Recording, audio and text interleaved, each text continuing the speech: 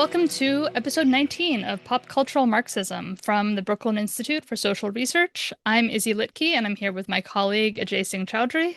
Hello. If you enjoy what we're doing here and want to consider supporting us, please consider becoming a member of the Brooklyn Institute for as little as $5 a month. Or if you wish to support the podcast, we also have a Patreon accessible via the BISR website. Finally, don't forget to like and subscribe and review us on the podcast provider of your choice. Today's episode of Pop Cultural Marxism was recorded in two parts, in reverse. In the main section of the podcast, Ajay and I spoke with a few days ago Joseph Earl Thomas about Sucker Punch's much anticipated sequel to Ghost of Tsushima, which is called Ghost of Yotei. And now, a few days later, Ajay and I are chatting about recent media consumption, news from the world of culture, and the like. So we both have a couple of things to talk about. Ajay, why don't you kick us off? Oh, okay. I mean, to be perfectly honest, and folks will tell this from part two, uh, the past month, I think for a lot of us, although we all, snuck other things in here or there, in terms of cultural objects, have been heavily dominated by all the crazy sort of cinema and television and music and whatnot that you'll hear us talking about in the second half. Maybe a few previews of coming attractions in this conversation. But there are a couple items that are pretty interesting, also in somewhat in relation, both to current events and to the episode, and specifically since this is a more gaming centered one, but Hmm. this isn't just about gaming. So the first thing I thought worth bringing up is over the past several weeks, there's been an increasing vocal push in two different directions from the Japanese government and also from many executives and designers. So both the creatives and the sort of business type. So it's an interesting mix of sort of, I don't know what we want to call it, sort of just standards like self-interested political economy, let's call it that, or something like that. But also a question of like creative production and intellectual property and all that kind of difficult stuff.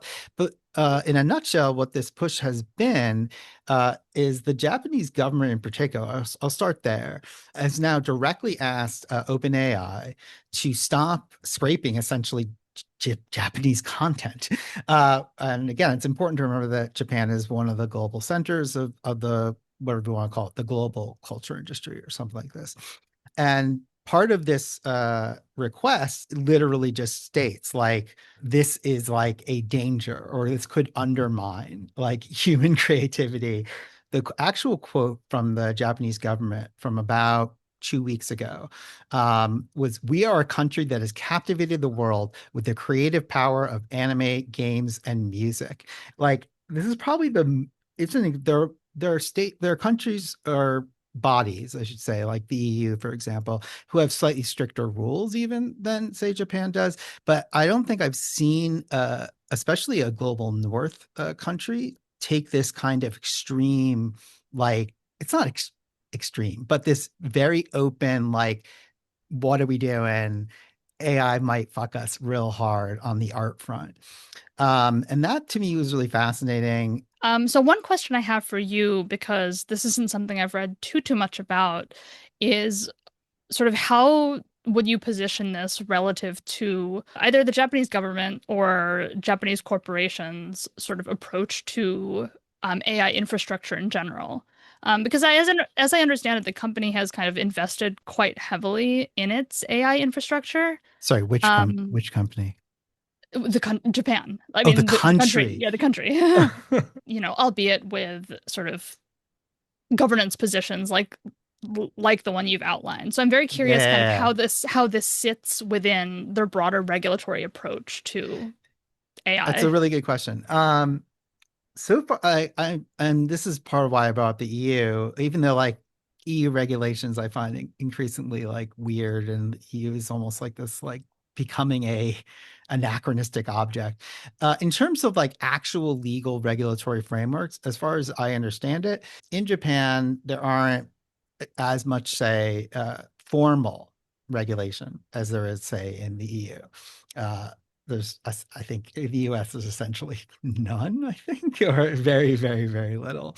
That said, a lot of these things can work slightly more informally within Japanese governance, which is maybe a topic for a different day.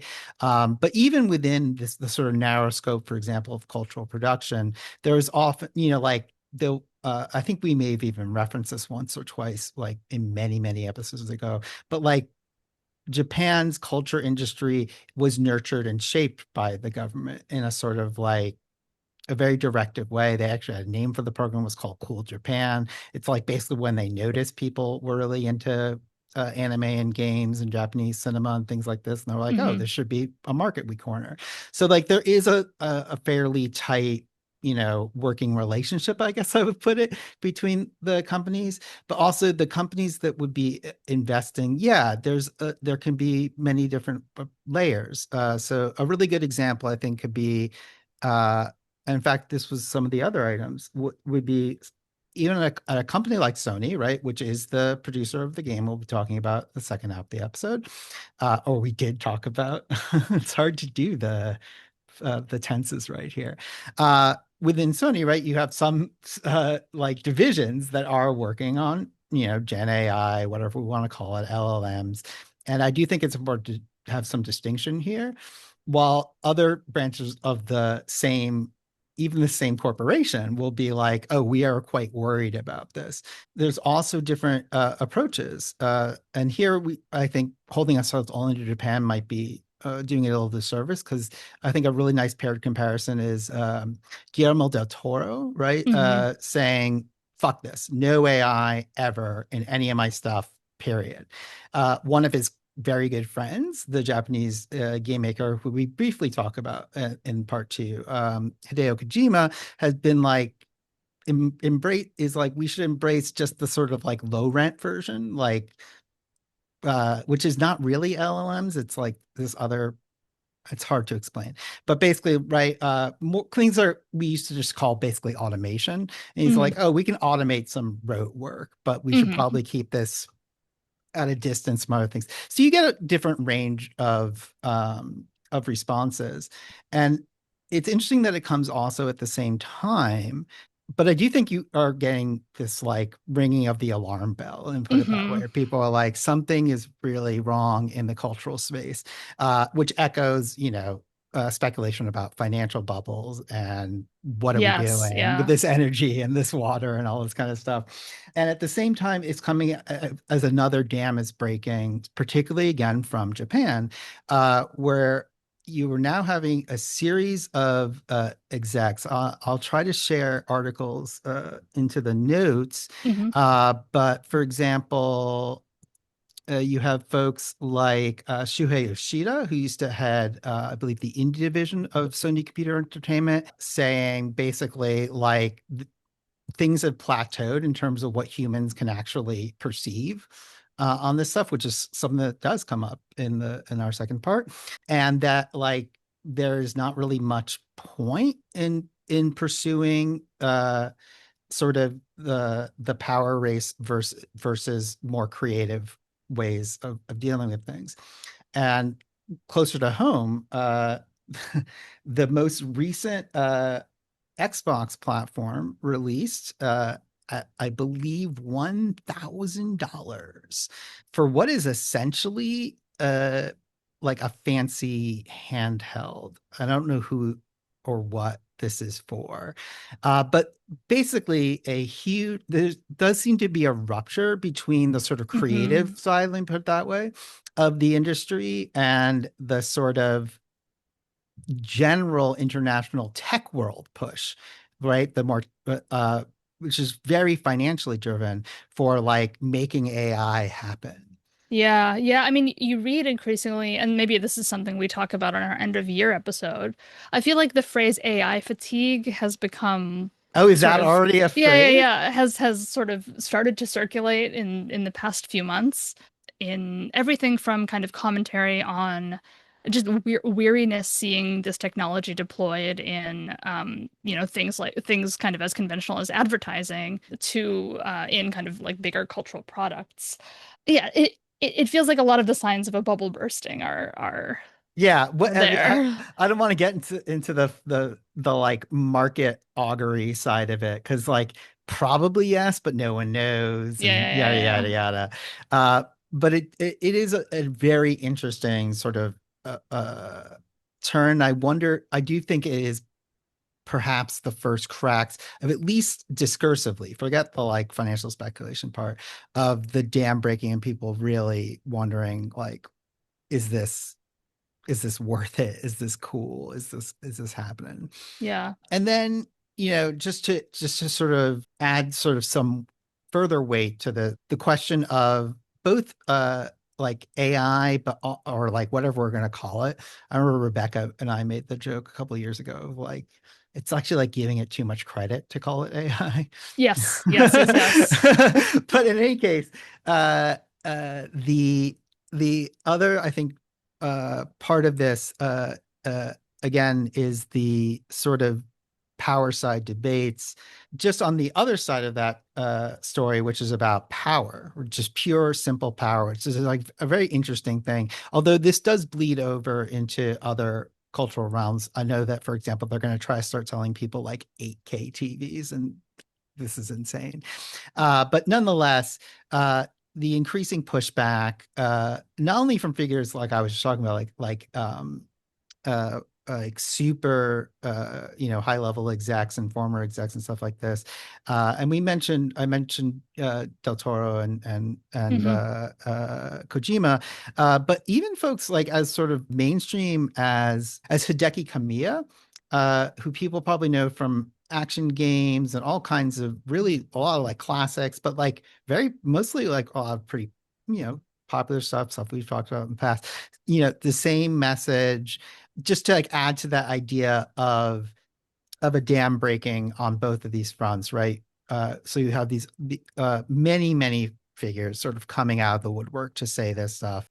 This is something, as you mentioned, that we'll probably come back and be talking about soon. And I want to hand it back over to Izzy, who's going to be addressing a few things, including one of our listeners asked about the movie, which I have not seen. So I'm really excited to hear what you have to say about it, Izzy.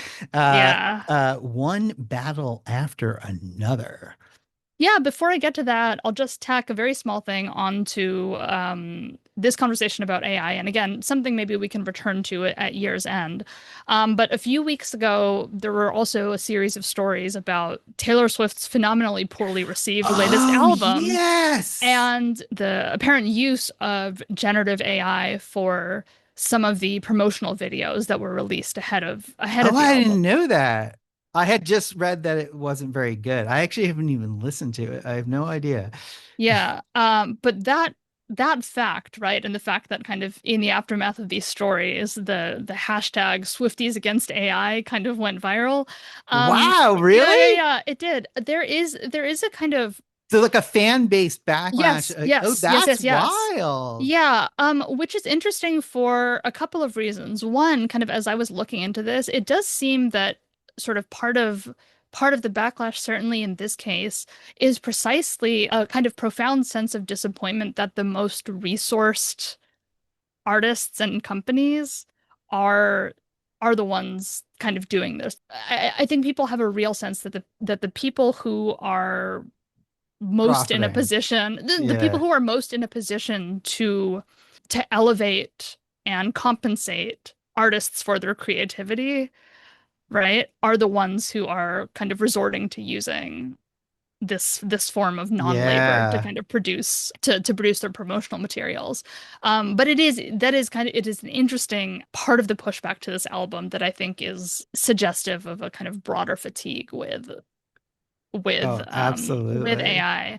And as you know, the other thing I've seen as part of this is a kind of a growing number of social media accounts, TikTok accounts and the like, that are sort of solely dedicated to explaining to people how to identify AI techniques as they are used in Yes, artists absolutely. in video and such. So again, sort of part of the broader kind of cultural shift and conversation around this subject. And actually, Yeah. right at this intersection, and then I do want to hear about this Yeah, yeah, movie. yeah, absolutely, absolutely. No, but this is one other like super fun, weird, and like interesting item that sort of straddles a bunch of the fields that we're talking about. Uh, in response to some of this news that we were just talking about Microsoft and Xbox and Sony and PlayStation, President Trump tweeted a Gen AI image of himself set in the Halo universe Mm. from the official White House account, which, I mean, oh my Lord, I don't even know where to begin, except to say that this is more grist for my own mill of like the way in which these kinds of objects and media are like increasingly like the lens through which political aesthetics is working. Yes. Yeah, It's yeah, yeah, yeah. fucking wild. If I have a Yes. chance, I'll try to get that image into the show. No, absolutely. And kind of speaks to our sort of longstanding preoccupation with sort of what the question of what constitutes a modern fascist aesthetic. Yeah, and I mean, this is Yeah. something I'll be actually teaching a class on this in addition to writing on this in the Oh, next terrific. many Yeah, yeah, yeah. months. Yeah. Okay, so this film being Paul Thomas Anderson's One Battle After Another, tremendously well received, and a film that I have to say I did not like, and I'll explain the reasons for that. So, just by way of context, this film is not quite an adaptation, but very much inspired by Thomas Pynchon's 1990 novel Vineland. So the film is sort of it takes place in sort of two parts spanning two timelines. In the first timeline, Leonardo DiCaprio's character and Tiana Taylor's character are lovers and members of a left-wing military group called the French 75. And while breaking people out of a mass detention center, Tiana Taylor's character sort of corners and sexually humiliates the commanding officer there, played by Sean Penn, who sort of begins lusting after her, right? And later who has the opportunity to detain her, but agrees not to if she sleeps with him. She delivers a baby of it's suggested of uncertain parentage, but decides to abandon both the baby and Leonardo DiCaprio in order to pursue sort of continue her revolutionary activities. And Sure. this early timeline culminates in her capture, where she decides to name names in exchange for not serving prison time. And other members of the collective are killed, or in the case of Leonardo DiCaprio and the daughter named Willa, forced into hiding. This is the first part of the movie. The rest of the movie is set 16 years later, where Leo and his daughter are living off the grid. He's sort of an ex-revolutionary, kind of paranoid stoner. And Okay. meanwhile, Sean Penn's character has become a colonel who, on account of his anti-immigration efforts, is invited to join a kind of secret society of white supremacists. And sort of in true kind of, Thomas Pynchon style, there's a very kind of like pastiche, absurd humor element to this. So the white nationalist organization in question is called like, the Christmas Adventurers Club, right? A lot of kind of very like very a lot of the film is very funny. And so after that invitation, he basically spends the rest of the film hunting for this girl who may or may not be his daughter to cover up for the fact of having had an interracial affair. The Is daughter this the goes same daughter from part one? Yes, it is. Okay. Who's grown up? Yeah, yeah. Yeah. The daughter goes into hiding with the help of the members of the remaining members of this militant group, and the rest of the film is kind of this colonel trying to find the daughter and Leonardo DiCaprio trying to locate his daughter before Sean's Penn character does. And Leo does so with the help of the daughter's karate teacher, played by Benicio del Toro, who is This is quite a story so who far. is who is a kind of who is a they live in a sanctuary city, and he's a community leader helping undocumented migrants in that sanctuary city, right? So this is kind of the structure of the plot. I'm so confused already. Yes, I need to lay this out because I think it's important No, for I think it's some of my great. response to this. Yes. Those are So literally me just being, that's like my version of commentary. I'm like, that's a lot of story. it's a lot of plot, right? It's I mean, and actually that it is a lot of story sort of points to some of the weaknesses of the film, right? And sort of working from a kind of a story that is in many ways better as a novelistic conceit than it is a cinematic one. And here's the thing. In anticipation of this film, I went back and I watched a whole bunch of Paul Thomas Anderson's recent work, which I love. So, There Will Be Blood and Phantom Thread and The Master. And for me, what's always striking about Anderson, and the reason I like his work so much, is that it is intensely cerebral and characterized in my view, by a tremendous sense of discipline and restraint. And that's true whether it takes the form of, the intimacy of a fashion house, as in Phantom Thread, or kind of the expanse of a California oil field, right? As in There Will Be Blood. And Anderson really is part of the reason that is because he's really he's a master of silence, right? And of sort of allowing us to see things while leaving them unsaid. He's very, very good at sort of using the suggestive power of images. And it is because I think so highly of Anderson in that regard that I find this film such a letdown. It is so, in my view, undisciplined and unwieldy, and in veering between the absurdist humor, kind of that's closer to Pynchon, and a kind of propulsive revolutionary thriller, sort of in the manner of like Battle of Algiers or Born in Flames, Hmm. and a family drama about a father and a daughter, and this more poetic account of the political geography of California. It never quite succeeds in any of those modes. In particular, so I'll highlight something that really didn't work, and I'll highlight something that did work because I don't think the film is. I think this coming out from any other director would be actually a pretty good film. And there are some moments that really work for me. But one thing that doesn't, for instance, is I find this account of this militant group, the French 75, incredibly facile, right? It is a Weather Underground coded organization I was going to whose, ask, is it meant yes, to be like Bader Meinhof or is it meant to be like Weather like Underground? Weather So, Underground, but its major figureheads, people like Leonardo DiCaprio's lover, Tiana Taylor, are like clearly loosely inspired by Asada Shakur, right? In some respect, right? okay. But it doesn't successfully, I think, pull off that quality.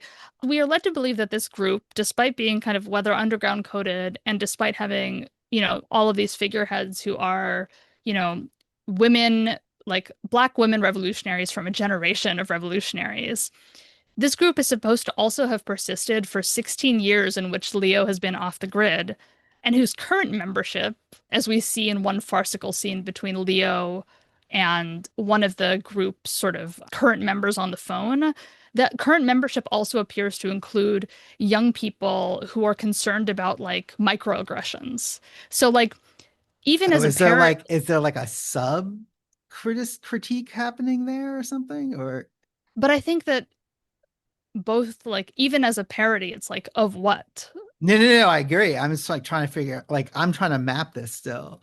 I think there is the thing that is attempted is a kind of critique of the persistent factionalism within left-wing organizations, but that this is a left-wing organization that with this particular configuration undermines, I think, both the kind of revolutionary politics of the film, but also the pastiche of the revolutionary politics in the film, because it works neither as a serious commentary or as a joke.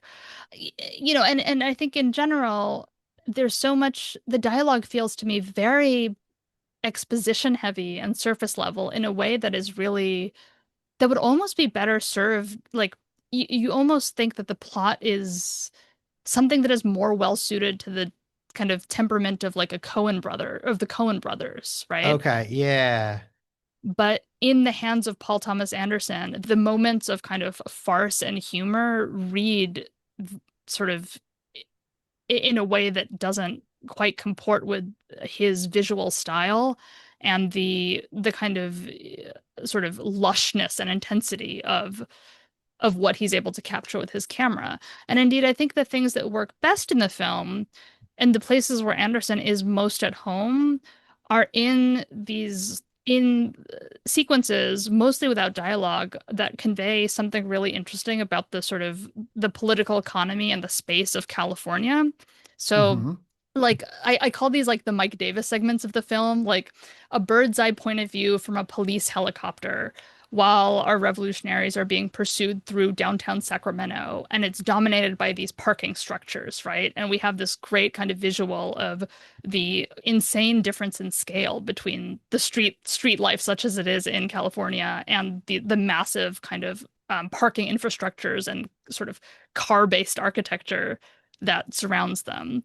There's also a really phenomenal car chase through the River of Hills, this very kind of slopey highway Hmm. outside of LA, which does a lot to like really emphasize how the way that kind of time can really expand on California Hmm. highways. Absolutely. And so, and it's, I think, in that mode that Anderson is most comfortable. But when you combine that with all of these other tones and elements, doesn't quite work and makes for a very overseasoned maybe film, right? There's like it's too much. It's too much and It's it so doesn't quite work interesting. in any of those ways.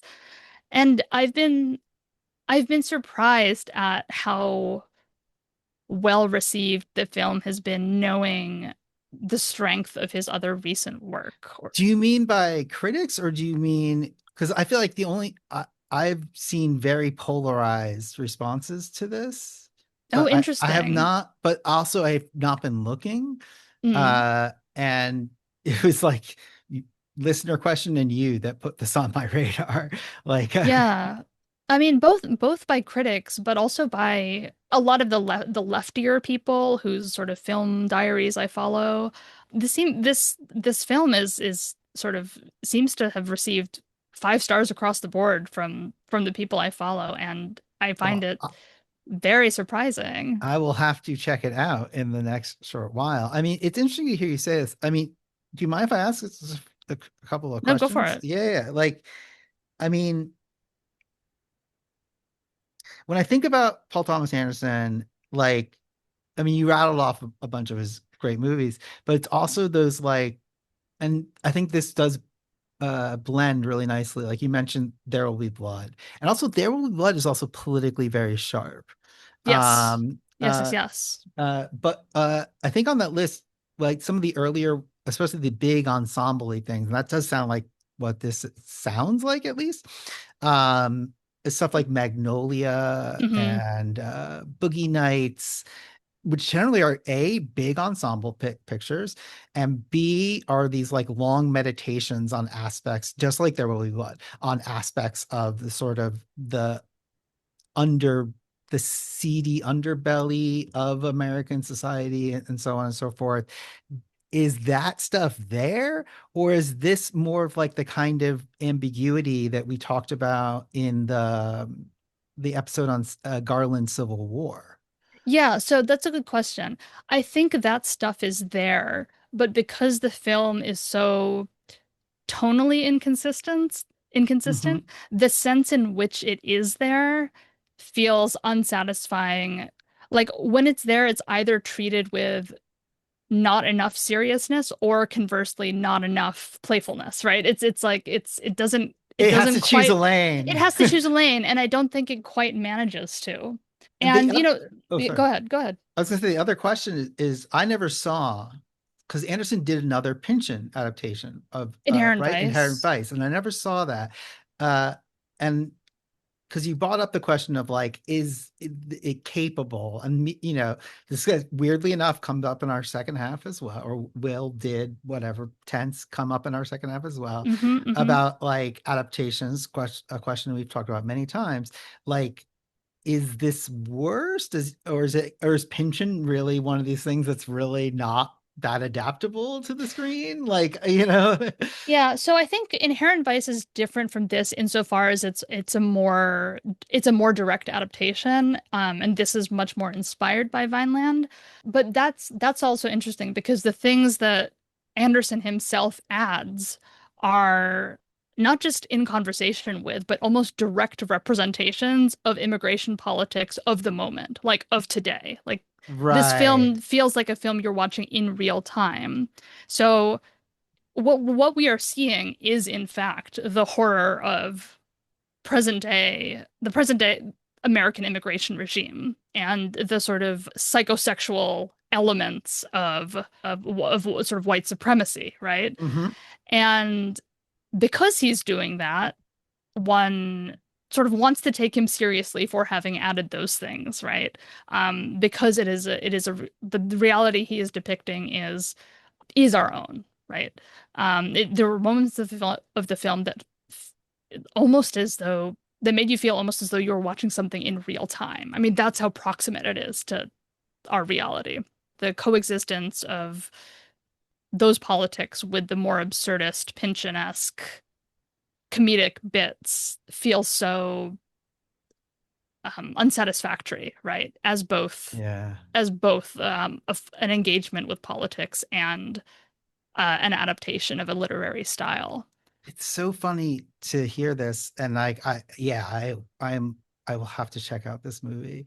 Yeah. Uh I mean, there's a scene that will interest you in the movie that is like I always think never put a better movie in your movie. Like never unless there is extremely good oh, I reason. yes, A better the movie should not be in your movie. And reminding other people. there's a scene where Leo is getting stoned and watching the Battle of Algiers. And so now it's like, okay, well now I'm just thinking about the fact that the Battle of Algiers is a more sophisticated account of revolutionary politics. I also think, I mean, this is maybe a longer conversation, but the specific introduction of a cast of extremely well acted, but the introduction of a cast of Black revolutionary women is I don't think Anderson's treatment of this is satisfactory. I mean, I'm thinking about this especially because Asada Shakur passed away only Yeah, recently. very recently. But I think the characterizations here are, if you watch Born in Flames if you want a really interesting engagement with what the fracturing of a leftist movement on class and racial grounds looks like and that takes seriously, right? The struggles and trade-offs that people who are in this position are forced to make. I think this film's treatment of those characters is really quite facile. This so one Yeah, of the things that is very funny, or funny is not the right word, interesting or fascinating actually about listening to what this your commentary here is because we talked so much this year about we did talk so much. We did two episodes, right, on Andor, and right, many similar themes, but it almost sounds like the genre sort of layer, like the genre filter and the yeah, sort of way in which you can do au courant, but in somewhere else it's not really right. yeah. Like Very, very actually good. made Yeah, that kind made it possible to tell that kind of story in a way that doesn't trip all the same wires. Uh, yeah, but I don't know, like I haven't seen it yet, so I can't say. But it is interesting because I know reactions to that was really different. yeah. Um, No, I think you make a really good point, and this is something that I'll be thinking on much more. It's almost as if there's a way that, I mean, as I think, as the history of genre film shows, right? Working within sort of genres like sci-fi to tell these kinds of stories eh, allows you a certain kind of freedom or unseriousness in a way that Anderson's style here almost doesn't lend itself to. yeah. But yeah, no, that's a great point. And it's very consonant because one of the things that we did talk about with Joseph on Friday was like how many of these like westerns and these sort of Japanese period pieces and samurai movies and whatnot like have these often these very uh stated, very pointed Hmm. political and social undercurrents that can sort of did get perhaps lost in translation. That's you know preview of coming attractions, kids. There's that Yeah. conversation's coming next, uh, and it seems like yet another example here. And I also it also reminds me of the sort of our discussions on the Coppola fail, Mm-hmm. right? Sort of the attempt to do these things very au courant, but also very realistic, like maybe fails, maybe doesn't, or you have to be oblique, right? That was my position on the Garland. Like the only saving grace was the sort of obliqueness, Yeah. or the visceral qualities. And yeah, like it, I guess that would be my last question on this, which is simply like, if I think about something like Magnolia or think about something like There Will Be Blood, it is very visceral. Like you're like, oh fuck, Yeah. like it hurts. Like parts of it are hard to watch. Is that in this movie as well, or is it? And I don't mean hard to watch, like I'm cringing. I mean like literally, like it's like affecting. Yes, but I think that because a lot of those scenes, like a lot of the scenes with a lot of the sequences with Sean Penn, for instance, are incredibly effective and scary, but because so much of it is still kind of in the conventions of this sort of like over the top absurd Pynchon-esque quality, Mm-hmm. it doesn't get under your skin in the same way.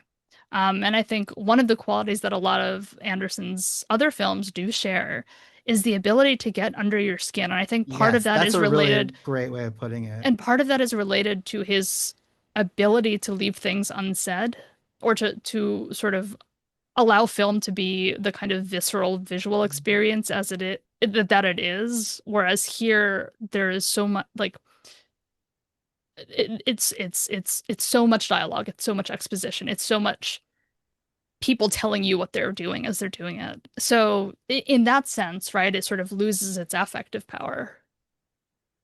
Oh. Well, there it Um, is, folks. yeah, there it is.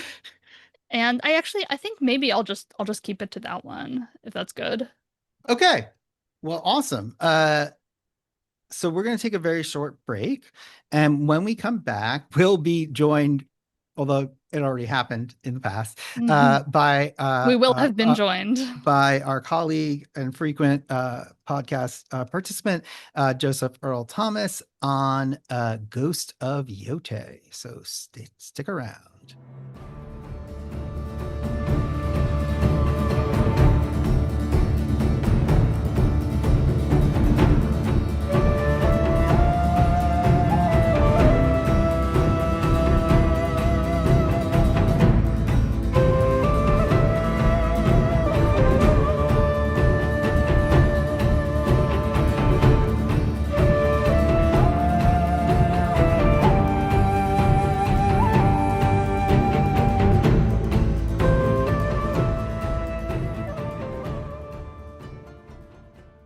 Welcome back.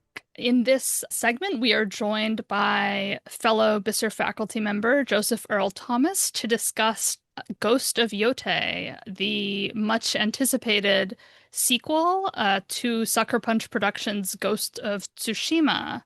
This game is set in 1603 in Eizo, Japan, so present-day Hokkaido, and follows the story of a woman named Atsu as she seeks revenge against a group called the Yotei Six for killing her family several years prior.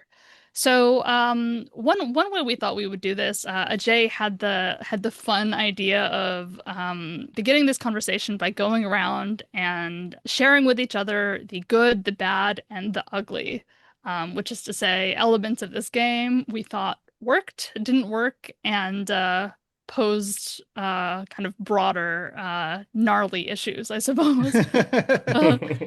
Uh, Ajay, do you wanna kick us off? Sure. So yeah, these are somewhat artificial separations, but it seemed fun, especially because, I think genre is a big issue in this game, a big question, in good ways and in bad ways. But one of the genre influences is very, very noticeably Westerns. And there is this like very long history of the cross fertilization, both in film, music, TV, cartoons, all kinds of stuff, of the Western and the Chanbara, or I can't even pronounce the phrase right. The sort of the Japanese word for that's sword fighting, right? But the Japanese word for like period drama, I think this also would apply to. So yeah, the good. The good for sure in this game. This game starts really strong, and I do think it's worth mentioning that we've talked about open world games in the past. Actually, it's weird because I feel like we have vexed relationships to open world games, and in some ways, Ghost of Yotei uh, might at first glance be the exact kind of thing that we would not maybe be exploring or something like that. Uh, uh, it has a lot of the sort of characteristics of both open world games, sort of melded with cinematic games, right? It's a very high budget thing. And this plays out in some really strong and less strong ways. So, in the good, so I'll just start with presentation. Almost all of my stuff has some qualification though, but like I actually want to start, believe it or not, with the aural components as opposed to some of the visual ones. So, because the thing that hit me hardest, and this might be very particular to me and my interest in music, but like the music in this game is fucking spectacular. And if we have time, I did look up this composer who's the guy who did the soundtrack, uh, whose name is Wataru Hokoyama, but he actually used a pseudonym for this soundtrack. And he has like a hilarious background of like not what you would expect. And I can like rattle those off later if we want. But yeah, there's this like beautiful blend. There's actually two music modes, right? There's the sort of straight one, which has the this interesting blend that we can talk about of sort of like yeah, of especially the sort of spaghetti Western and Ennio Morricone styles and some of these Japanese pop styles. And again, these are cross-fertilizing for good and important reasons. The second aspect of presentation is visuals. Um, the first of Tsushima was these are both, by the way, very, very beautiful games. I think that's sort of undeniable. Um, there's some really interesting new techniques that are used in this one, uh, particularly around things like the angles of the camera, using different kinds of aspect ratios and things like that. Now, I also know there are like lots of technical things that are new. Uh, I have to be perfectly honest. I don't think I ever know what like ray tracing actually looks like unless someone like pauses a video and it's like, you see this corner over here and how the shadow is ever so slightly a little fuzzy. Like, I just won't know. So there are lots of like technical improvements, but I did want to flag that like just this week, a bunch of former Sony execs and some other pretty big, especially Japanese developers have been like what are we doing? And I know I come back to this all the time, but like the power difference and the visual difference actually to me is not that much. It's like more the style choices that make Yotei shine in comparison to Tsushima. And actually there's a couple things in Tsushima I really actually still like it is more stylized, it's slightly more painterly, and it kind of fits with the like wind mechanics and so on and so forth. um and then gameplay. Uh, so, and we're going to come back to this because there's like, again, goods and bads. So, here I'll highlight just a few things like, uh, both of these games, although in different ways, and we'll get into this, uh, do a kind of, they're sort of somewhat in between, again, like a sort of this is like a third genre, right? An open world game, a cinematic game, whatever that means, and that's something to talk about, and an action game, right? And so it's like it's not quite, we've talked about Elden Ring, right? It's not quite, it's certainly not that, but right, it is. There's a sort of satisfying chunkiness, I suppose, to the actual action. And yes, this sort of incorporation of things like the wind mechanic for people who have not played these games, this is how you're sort of often guided around. The spyglass, which is basically straight out of Breath of the Wild. Um, like all these things that allow you to do things that would often be shunted to like menus or maps or HUDs and things of this nature being moved over. And then characterization. Uh, especially initial characterization. So the lead character in this game is Atsu, our sort of our Ghost of Yotei, right? She's our main character. And she is a very, especially at the beginning, a very strong character in a way that is actually in pretty stark contrast to the lead from the previous game, who was a little bit more of a drip, although I kind of found him to be a lovable drip to be fair. And this will also slide into some of the other, you know, questions about how this works, right? With the sort of there's an attempt to do supporting casts and group casts, but these things are all really, really strong. And I will say also many of the set pieces are really, really strong, and so on and so forth. All right, the bad, and here, at least in the way I was thinking about it, I was slotting in sort of mechanical and technical details. So something I very rarely talk about, and I feel like we very rarely talk about, is just like straight up. And this is like almost a unique thing to, I think, the gaming medium. It's just straight up like things that are broken. And it, I think I played it, I started at launch, and it's now been patched, I think, 2 or 3 times. But like at least my playthrough had like comical numbers of glitches. So straight things from full crash to like the character again. Part of this is the sort of photorealism of the game, and this game is trying to do this kind of more of, I guess, a realism approach, although again that's something to talk about then versus the more like what I call a more romantic approach in the thing in the previous game, except when we get to maybe the Ainu, who get a very romantic treatment. But yeah, like so I had errors where she would like uh I don't know how to say this in like a very recognizable way. Joseph, you might be able to. Yeah, the stuff we started talking about, the Oblivion Skyrim kind of That's mode exactly as I thing. say, like Yeah, where you Bethesda, like yes, yes, Bethesda style stuff. she'll like be stuck in an animation floating up or Uh-huh. down Hmm. a Yeah. mountain. You start to climb a rock and you're running, but you're still climbing the rock as you run, It'll essentially. glitch out a bit. I found some of the like, especially as you start getting into 5 or 6 weapons, the timings are inconsistent and weird, especially if you're going for that slightly more hardcore. This is a little more hardcore, I think, in the action direction than the previous game. Like that can be pretty rough.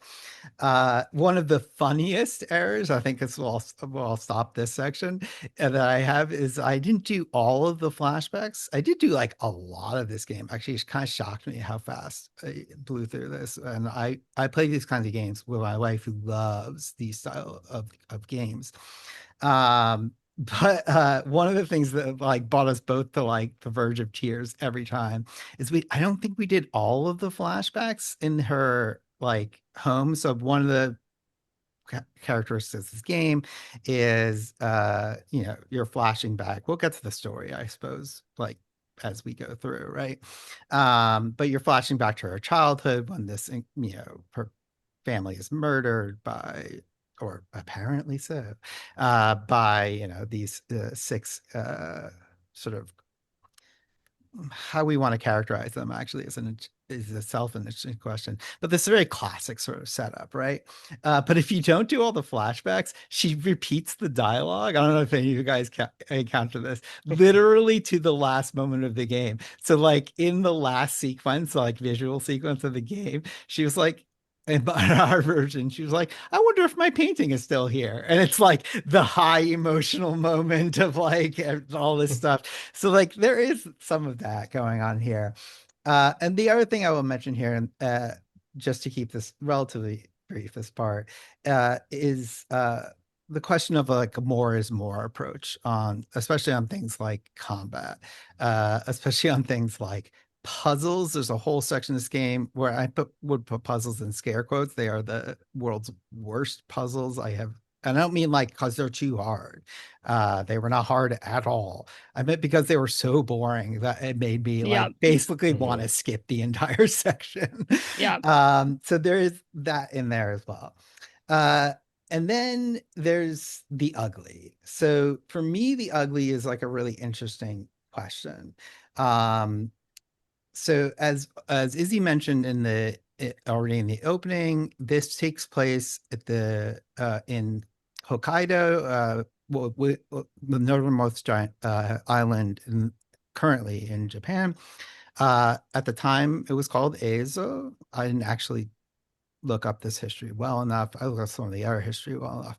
And it's very specifically set at the beginning of the 17th century, I believe 1602, 1603. So there is a very interesting dynamic and a very big set of questions about this. And I'll try to like keep them as brief as I can. To me, the ugly is as follows. So the sort of first question that is in for me and the sort of social and political ramifications of this is this question of this is the colonization period of this thing, of this part of Japan, right? This is right at the beginning of the shogunate period. And actually, I forget what the proper periodization name of that is, but it doesn't really matter that much. You do have this is the spillover, and that is there in the game, although it's like there and then it's like missing or taken out. I actually genuinely wonder if some stuff was removed from this game. um the whole story, right? There is, right, these factions, and they're given interesting qualities, right? So the faction that is nominally the big bad, right, the Yotei Six, represents a group of, samurai leaving the shogunate, going to the hinterlands for freedom. And if you hear the sort of genre echoes of the Western, this is one of the big ones, right? um so you on one hand have the big bads, but their enemies for most of the game, the Matsumai, and that is a historical group that did move up there, are also presented as not so great. They're not awesome people. And initially, Atsu is pretty wary of them. There's a very fun mission in there where literally you discover that that all the local people living in Ezo have no love for either of these groups.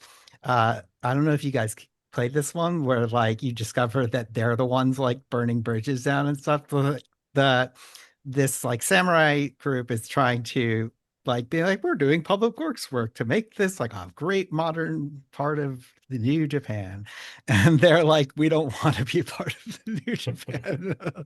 And they're the ones setting fire to things. So there is, and it's like very strongly implied they're extreme when you encounter them. For most of the game, they are very hostile to Atsu for her gender, for her social position, for all kinds of questions. So this is a sort of interesting question. And yes, at this time, and in the sort of a critical discourse around the game, I've seen a lot of people being like very happy that there's this sort of depiction of the Ainu and their language, culture, and all this stuff. I have to say this hit me as a little bit noble savagey, and highly romantic in two ways. One, uh, at this, if we're really like, and this is, I think, a question for us all, is like, how much do we care about historical accuracy? But like here they did try, and if we were doing it in reality, the Ainu would have been all over the place. And then the second part of this is they're just sort of depicted very monolithically, right? They all have the same beliefs, the same ideals, the same motivations, they use the same phrases, yada yada. And some that's true for many cultures, but there is a heavy, heavy hand of romanticism and this kind of noble savage thing. I'll cite just one example. Like there's always in these games this kind of question of how much supernatural stuff is happening, and mostly it's demystified. It's like, oh no, it's actually just a trick, right? This is just a smoke bomb or something. But in the Ainu section, they like literally do have the only mission I quit in this game was the special Ainu tale, not because it was like hard or like particularly bad, I suppose, from a gameplay perspective, but simply because like it literally has like the Ainu sage man magically teleporting and all this shit. I'm like, fucking, this is like Secret of the Mystic East. This fucking is ridiculous. So again, I don't want to go too deep into that, but it's a big one. Um, th- I do think there are some tensions in the game structure, Mm-hmm. um, in trying to do the sort of open world game and the cinematic game at Mm-hmm. once. If you measure out the like story, it's about the length of, I think, up 12 to 15 hours or something like that, which is like the length of a lot of more linear cinematic games, which I think is interesting to talk about. So one of the ways that they try to like make this both more open world and more cinematic, but I think actually that is like a kind of like a difficult thing to do, is to be like, oh, right, there's like each of these six people, yada yada. Um, but actually the stronger characterization initially and this attempt to sort of make everything more fluid and integrated, uh, to me at least, kind of failed a little bit because while it allows Atsu's character to be quite interesting, the sort of supporting cast is kind of bull this time around. And on the flip side, if you think of the previous one, if Jin is a little bit of a drip, a lot of the side characters like have big, long, interesting arcs. And there is a fun little nod that maybe we can come to in general discussion to the previous game. And then I think the last thing I'll mention here is the question of what of like moralization. Almost, I think I joked to both of you at least that I almost think of this as Christianization, right? Uh, of the story. And if I we don't care about spoilers that much, right? Mm-mm. No. And if we talk about one, if we want to talk about the ending, and when I will want to talk about the ending. So what I mean by moralization is it turns into this like, oh, I have learned how it is so wrong to do the vengeance, and we're going to talk about comparisons. Uh, One Izzy and I were just texting about like Lady Snowblood, that is clearly very influential here, but also Joseph, you raised, I know in prep, like Samurai Champloo, uh, Mhm. also clearly very operative here. Um, One of the things I watched, I mean, after all, I say I over prep for this like crazy, but one of the sort of comparisons I watched was the Japanese version of Unforgiven, which, by the way, does the Ainu thing so much better. Like, so one of the sort of trio of main characters is a sort of, uh, yeah, is a unique, let's say, Ainu character with his own personality and interests that isn't just like, I'm gonna rattle off like recognizable cultural traits. But if you look at all these, they don't, even the sort of more revisionist ones, right? So the closer, like the Unforgiven adaptation, for example, they don't adopt this kind of like character development means I learn the good, like Aesop's fable moral of the story, which is Mm-hmm. like revenge bad. And then, yeah, in the very end, like she literally abandoned, like, this is gonna turn me into a fucking Joker, I'm sorry. Like I like and I I have some respect for like Lee Edelman and the critique of reproductive futurism. I think it's missing some things. People know Lee Edelman, Yeah. right? Yeah, yeah. But man, like this ending makes me want to just go, yeah, be the Joker version of Lee Edelman, because Jesus fucking Christ. So like she basically is in the end, and you're locked into this. This is like there's no way to fight it. You're locked into a path where she abandons Mm-hmm. everything in all those contexts, for to become a surrogate parent to her brother's daughter. And this left a profoundly bad taste in my mouth. And having said so all those things, I will say, like, and I think this is worth talking about. We don't have to like make it as grand as like the, something like, I don't know, Wagner or one of these classic cases of the problematic art, right? Uh, but like it is a really fun game, and like I played a ton of it. I'm gonna play more of it. Even seeing this stuff, and so I think even that is worth talking about. All right, who wants to take it from there? Yeah. Izzy, you wanna go ahead Sure. next? Yeah, I think in part because I have a lot of overlap with Ajay on these points. So I'll say first that for me, sort of, like Ajay, the good was very often those qualities that were cinematic. The music is wonderful. I've been playing on the Watanabe mode, Yeah. which is one of the cinematic modes you can set where you're accompanied by a kind of lo-fi soundtrack as you play, which works really well and which has sort of been, thoughtfully composed to account for combat mode and such. But even without that, the music itself is wonderful. The visuals are wonderful. One thing we can talk about is whether, I was reflecting on the experience of playing this game versus Ghost of Tsushima.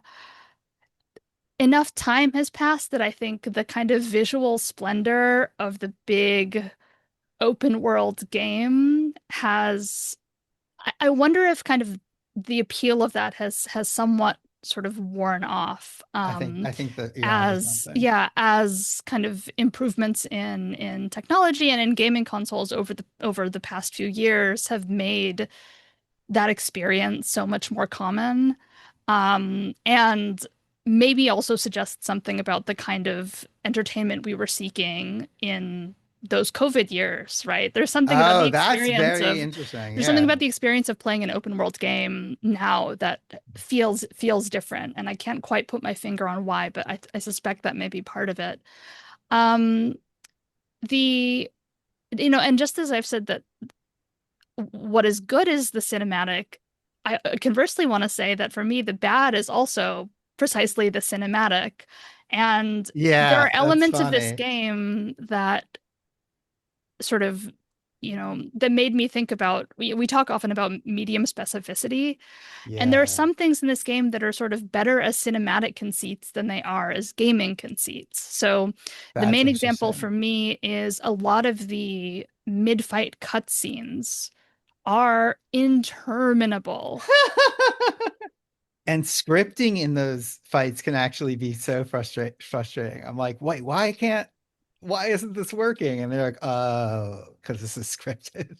Yeah, yeah, yeah, yeah. And because they really want to sort of lend that cinematic quality to the game, a lot of the fight scenes, and I'm thinking of, I haven't played it yet, but watching Robbie play the Kitsune fight, a lot of fight scenes, or combat scenes sort of terminate early because, the person we're fighting against either ends the fight or because there's some sort of the fight sort of pauses and resumes at another time. There are all of these moments where you're not actually given the satisfaction of a an immersive gaming experience Hmm. because that has been sacrificed in the interest of giving us something cinematic, which is not necessarily what I want when I come to a game, and especially in those combat sequences, right? So that's one thing we can talk about. Also on the list of things about which I've become increasingly critical, too few opportunities for stealth mode. Oh, this is a And, classic problem. I think this is very much related to her characterization, which at the top of the game, she is described by the people she encounters as an onryo, right? Which, Yeah, in Japanese folklore is a kind of a vengeful spirit, right? yeah, A spirit with sort of unfinished business in this world, right? yeah, And as the game progresses, um, that characterization weakens. And sometimes it's yeah. because the game can't decide whether this character Atsu is more of a mercenary or more of a vengeful spirit.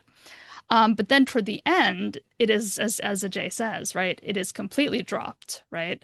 And the vengeance plot becomes sort of turns out not to be significant at all, right? You think of Yeah. by contrast, I watched Lady Snowblood again last night, right? Which, very famously ends with another generation being drawn into this cycle of vengeance when the Yeah. daughter of one of the people she's killed stabs her. And then she dies out in the snow, or rather, kind of the sort of that part of her that is the vengeful spirit dies, having accomplished its task. And to Yeah. see this game, or to, I suppose in my case, because I haven't finished yet, read about this game culminating in her decision to become a kind of, to parent her brother's child feels so, um, it feels gendered in a very bad way, but it also feels Yes. like narratively it doesn't make for a good or satisfying game. In terms of gameplay, you know, I also kind of experienced a lot of the jankiness that Ajay mentions. In addition to which, though I like the weapon switching system, Hmm. um, in melee fights, there's really a lot of the timing in melee fights doesn't really allow you to sort of take full advantage of that. It often feels very harried. A lot of kind of unpredictable timing windows. It feels like a system that, in principle, you could get very good at, but the the way that they've timed a lot of the attacks on the part of combatants makes that a really difficult thing. I've read in a lot of the commentary people going in and keeping their difficulty, medium or high, but just customizing the setting Yeah, the parry setting. for Yeah. parry windows, which sort of for players who are even experienced players seems to be a major source of criticism, and I sort of agree with that. Oh, on the combat, though, I do like the throwable weapons system. I find that That's very cute. Yeah. satisfying. I agree with that. Um, Great. and then, yeah, no, in terms of the ugly, I definitely found you know, romanticization of the Ainu to be pretty troubling, kind of in sort of within the gameplay, and part of that has to do with kind of historically, right? It's really the Matsume clan that I mean, literally, that is tasked with, the quote unquote subjugation. defending Yeah. yeah, the subjugation of the Ainu in Hokkaido, several decades after the events of this game, right? They end up quelling a major rebellion there. Um and the absence of the Ainu from the world of the game, sort of, we are led to believe there are a lot of kind of like settlements, but they are confined in the game to sort of one particular plot line and sort of, for the most part, one And particular it's not area of the even one of map. the regions. It's like it's like a in between sub region that they Yeah, live in. yeah. Um, so I mean, lots to discuss there. I think I'm in broad agreement with Ajay on a lot of these points. And with that, let's go to Joseph. Yeah, I mean, I love so many of the things that y'all brought up, and Izzy, I especially want to talk about this question of, is there something about the visual splendor or the allure of the open world game that has kind of worn off that has to do with the kind of historical juncture?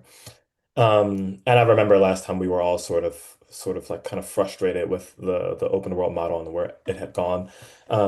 Two, that being said, I was impressed by the opening of this game much more than its Mm-hmm. predecessor. I Yeah. literally replayed it last night. Yeah. It's like, oh yeah, Hmm. this fuck Yes, that. I mean, just that first like what tutorial? It's like an hour, and I was like, fuck, this is good. yeah, yeah, exactly, exactly. It really sort of like lures you in with regards to like, this kind of the game is teaching you how to read it, how to play it, how to think about it, from those Yeah, first it's like few moments. pedagogical effects. Yes, yeah, exactly. Its pedagogical effects are kind of great. And it was one of the first times that it reminded me, and this is a little bit of the sort of influence stuff, a PlayStation 2 game I love, The Way of the Samurai, which was this one of clearly, an important kind of predecessor.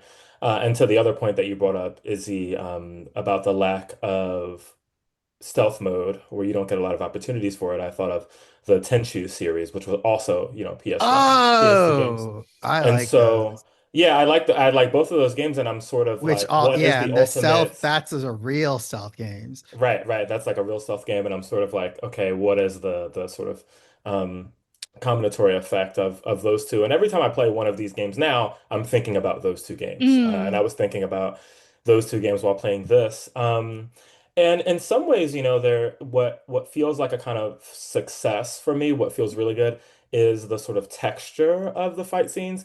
I mean, I will say there is a kind of clunkiness about the changing the weapons and the sort of it is definitely not a more more is better kind of thing. More is Hmm. absolutely just Well, more what it in says this. more is more. It's Yes, just more. like, right? We had four stances in the last game. Now we Yeah. have, I mean, we'll get into this in a moment, I think, but like There's a now lot we have, going on, it's and a it's sort of, lot. as an ideal, I'm sort of like, oh, it would be interesting if I'm able to pull this off. But, on the rare occasion that I am able to pull it off, it does feel incredibly satisfying. If you get, 7 or 8 parries in a row and you sort of just demolish a group of enemies, in the Yeah, way that that feels the game pretty sets good. out. Yeah, it feels pretty good, right? But then it's sort of like, how often does it happen in the way that it was initially intended? And that tends to me, for me to be the sort of tension. Though there is something about the sort of classic clashing of swords and the sort of metal and flesh effect that feels as close to maybe non-romantic as we might want to get in the, Mm-hmm. the the relationship between what's happening with your hands and the controller and what's happening Hmm. on the Yeah, screen. And I think that's that they do right. sort of get that right. And that's exciting. And one of the things that I've just been doing in this game is sort of fighting people over and over again as practice, just because of that piece of satisfaction and Do just you mean doing like nothing but randomly parries. generated people, or there's no way to replay missions? No, Oh, no way to replay yeah. missions, but sort of settling into the anxiety of going into the combat, on like a let's say a more difficult fight and sort of acknowledging Yeah. what's likely to Hmm. happen because you're not really punished so much for dying, Yeah. right? It's not one of those games, I think, which is also kind of important to say, in relation to the most popular kind of action RPG field of games, which are these like sort of The Souls Souls-like game, games which we talked which about are before. Yeah. yeah, by relation, incredibly punishing. I the Watanabe mode, I have never felt successfully marketed to in my life more than perhaps with this. And there is something about this, Nujabe's revival obsession relationship to this game, and to get it right. Issy, like you said, it's not clunky, right? It is sort of attuned to the different kind of textures of environment, or when you're sort of riding your horse, and when you're in combat and things like Yeah. that. It doesn't Uh, feel like lo-fi beats grafted onto. Right, right. It's not like when Yeah. you walk into the random cafe that has the lo-fi beats playing, next to two other sort of discordant Yes. modes of listening. It doesn't feel that way. And I was kind of impressed with that. And it is, sort of obviously in relation to things like Samurai Champloo, which I recently watched a couple episodes of, just sort of remind me, and I was So did I. yeah, and I was like, oh yeah, this is really good. Number one. Number two, one of the things that it does is it sort of stylizes the sort of physical choreography of characters well in a way that I think this game does too. And Samurai Champloo's little opening, kind of silly disclaimer, in addition to the sort of really popularization of a lo-fi style. Also, this game is I mean, this show is a work of fiction. Um, I know it might seem related to history to you, but like, who cares? Yeah, that Just watch the opening damn is show and so shut up, funny. sort of, yeah. Yeah. And so and this is to the question of like kind of historical accuracy and what is it doing? And that whole genre, I mean, the whole genre of anime, right? Its success depends on this sort of romantic relationship, Yeah. primarily to ideas that people have about Japan who do not sort of like read or know or sort of think deeply about the historical context as well. So yeah, I mean, I think that really is intention, because this game is sort of trying to suggest to you you are going to have at least some degree of a pedagogical experience when playing it, and we're going to introduce you more seriously than that other genre is to some of these concepts or ideals, or at least to talk seriously about colonization. Oh yeah, I Um, mean they kind of made a big the sort of Sucker Punch put out a, a post about it, and they've sort of taken pains to show that they did on-site research and right. consulted with experts on Ainu culture and language. So yeah, that kind of tension I think is is something worth, I think, Yeah, thinking yeah. through, yeah. Absolutely. Yeah, so they definitely set you up for a certain kind of expectation. I will say from the characterization bent that, Atsu is a strong, I also feel like Atsu is a strong character, especially by comparison to the predecessor and also, in comparison to some of the other sort of action RPG games that sort of do this. I remember I can't remember the name of it now, but it was an action adventure game where there was this woman in Brooklyn. The name will come to me at some point. Oh wait, Where Forspoken? Forspoken, yeah, I keep thinking of Forsaken, but that was Right? where it She's was like, like as a baby abandoned in the like it's yes, very funny. It's yes, like in the Queens Midtown Tunnel. You're like, Mhm, that's not mhm. really possible, but okay. And it's one of the sort of, But I did think that game got flattest like characterizations. unfair criticism, but we can get back to Right, that. yeah, exactly. It did get some unfair criticisms, and it was one of the flattest characterizations, I think, Mm. of late. And compare that to something like South of Midnight, which I think was like Oh yeah. comparatively much better. And I think Atsu's characterization in this is much closer to something like South of Midnight. But interestingly, like the sort of narrative problem about the revenge plot transformation into sort of family plot or trapped into the family plot uh, is like the opposite of that standard in some way.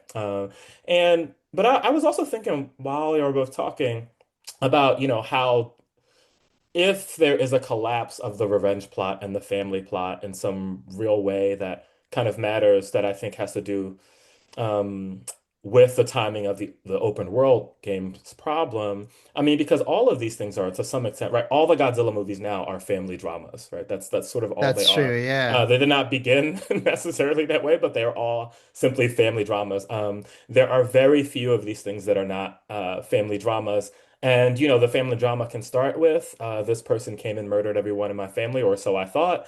Or it can start with an attempted escape from forms of domesticity or something like that. But there is a sort of circling back upon each other that happens, which is related to the automatic assumption that the family is the sort of primary ideal of your relationship to the world, which is Yes. to me, Or is like the more most frustrating. basic Yeah, the function most or basic function. oh Yeah, sorry, yeah. unit or something of Yeah, Hmm. yeah, society. exactly, exactly. It's not like a sort of like little cutout of the state or something, right? It's actually it is the thing that matters. It transcends all of these sort of forms, is what the family dramas want you to sort of think. And so when you're talking about, oh, she abandons all these things, I'm sort of more frustrated at her abandonment of the sort of rest of the world.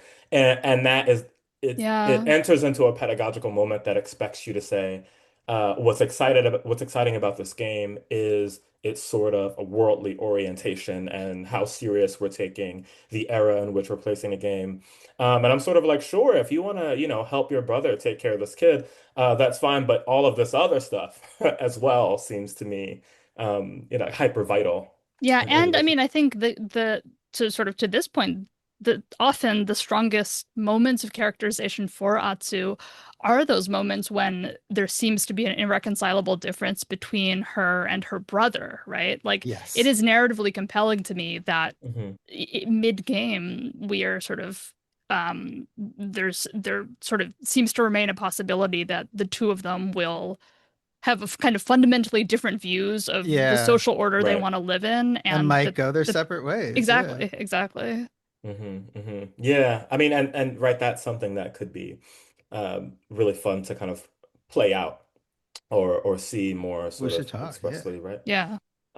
The other thing, I mean, as far as the sort of gameplay stuff that didn't work or more generally was of course, right, I encountered all of these sort of like Skyrim-y glitches, right? Where, but they sort of didn't bother me. I think, uh, there's something about the fact that maybe I'm so accustomed to them that they sort of just fit right in with the world to me. And I was like, oh, that's kind of funny, let's let's move on and go to the Yeah, next I mean, thing. I generally personally don't care about this stuff. I used to think it was Yeah. funny. I also think I don't often play things like exactly when they come out, so maybe this Hmm. is more frequent than I am aware of. Yeah. Uh, but they did it was noticeably absent in after playing, reading like reviews and criticism and whatnot, that it didn't seem to come up much at all. And I was like, but was a big part of my playthrough at least. Hmm. Yeah, I mean, right, yeah, certainly. I mean, and then when we start talking about it, I start to think of more and more moments in which it happens. The as far as this like tension between, open worldness and sort of the being a kind of cinematic game, there is the weirdness, certainly, Izzy, I agree with what you said in the combat, whereby um, like, do I have any say over any of the sort of physical actions that my character takes and the sort of cutscening out of certain moments, or the options of right that you were given so many of, or sort of taken away in particular moments because of how the fight is supposed to go down, Mm-hmm. is in kind of fundamental tension with the sense that you can do anything and you have all of these sort of fields of Mm-hmm. play at your disposal or something like that. Though I will say there is, for me, I do think the game is visually stunning in comparison to sort of all of its other kind of contemporaries. And there, as far as just looking at it, when you're sort of on the horse, and you're traveling, that's kind of a pleasurable experience where you get to switch Where you to get these the sort of pan, wide Where shots. the Yeah, that or is aspect one of panning ratio out. changes. Yeah. Yeah, that is, yeah, that and the that. camera angles in the duels is like It's you're like, yeah, deeply all right. satisfying. Yeah, sometimes I'm like, all right, I'll just get on the horse because I kind of want to see this, or I'll enter, I'll sort of put myself in the position uh, uh, to be shown the thing that I know the game credits itself at as doing well, right? In a lot Mm-hmm. of these ways. And Yeah. again, to give credit where credit's due, I did actually look that up, and it's not just the sort of old school, like if people remember the early years of like DVDs, right? Hmm. Often like 4:3 format films and television shows would just be added black bars, and you'd actually be missing visual material. And to Sucker Punch's credit, this is a proper widescreen, so it's in fact Hmm. is all the visual information plus and it really is very cinematically effective for sure, Yeah. that angle. Yeah. So Joseph, was there more you wanted to add No, there, no, no. or Those are definitely all of my things. I'm excited to talk, through some of them in more detail because I feel like there's so overlap yeah, there. let's do it. Mm-hmm. So should we Oh, say, oh, maybe go ahead. could I raise something that none of us have talked about so far, but I'm reminded of it because we devoted a fair amount of time in our Elden Ring discussion to outfits. Oh Oh, I yeah. But actually yeah. have a lot of issues. Yeah, I have Yeah. issues here. Yeah, so one thing we haven't mentioned yet is there's a lot of the armor looks really good. But there's a curious kind of opacity on the game's part about how if like the actual sort of buff or sort of uh, benefits you get from combinations of armor and charms, which are sort of the equivalent of like what is the I mean, um yeah, talismans, charms. It's talismans, the thank you. Yeah, standard. yeah, It's yeah. a fairly, yeah. Yeah, Mhm. which, will there's a distinction in the game between major and minor charms. And with the charms and with the armor, the descriptions will often say, the character gets a moderate boost, right, in the likelihood of, X and Y event Mhm. happening. Um, but the game actually isn't particularly transparent about the relative effectiveness of these combinations of armor and charms in a way that made that whole system quite unsatisfying to tinker Mhm. with. Yeah, I will say, I mean, I was going to say like maybe we should rewind and just give a little bit more about, you know, the character, like for people who haven't played this or don't How know it anything works about at it, all. just like what it is, some of the characters. But now I'm too excited to talk about this. So maybe we'll do this first and then we'll come back to that.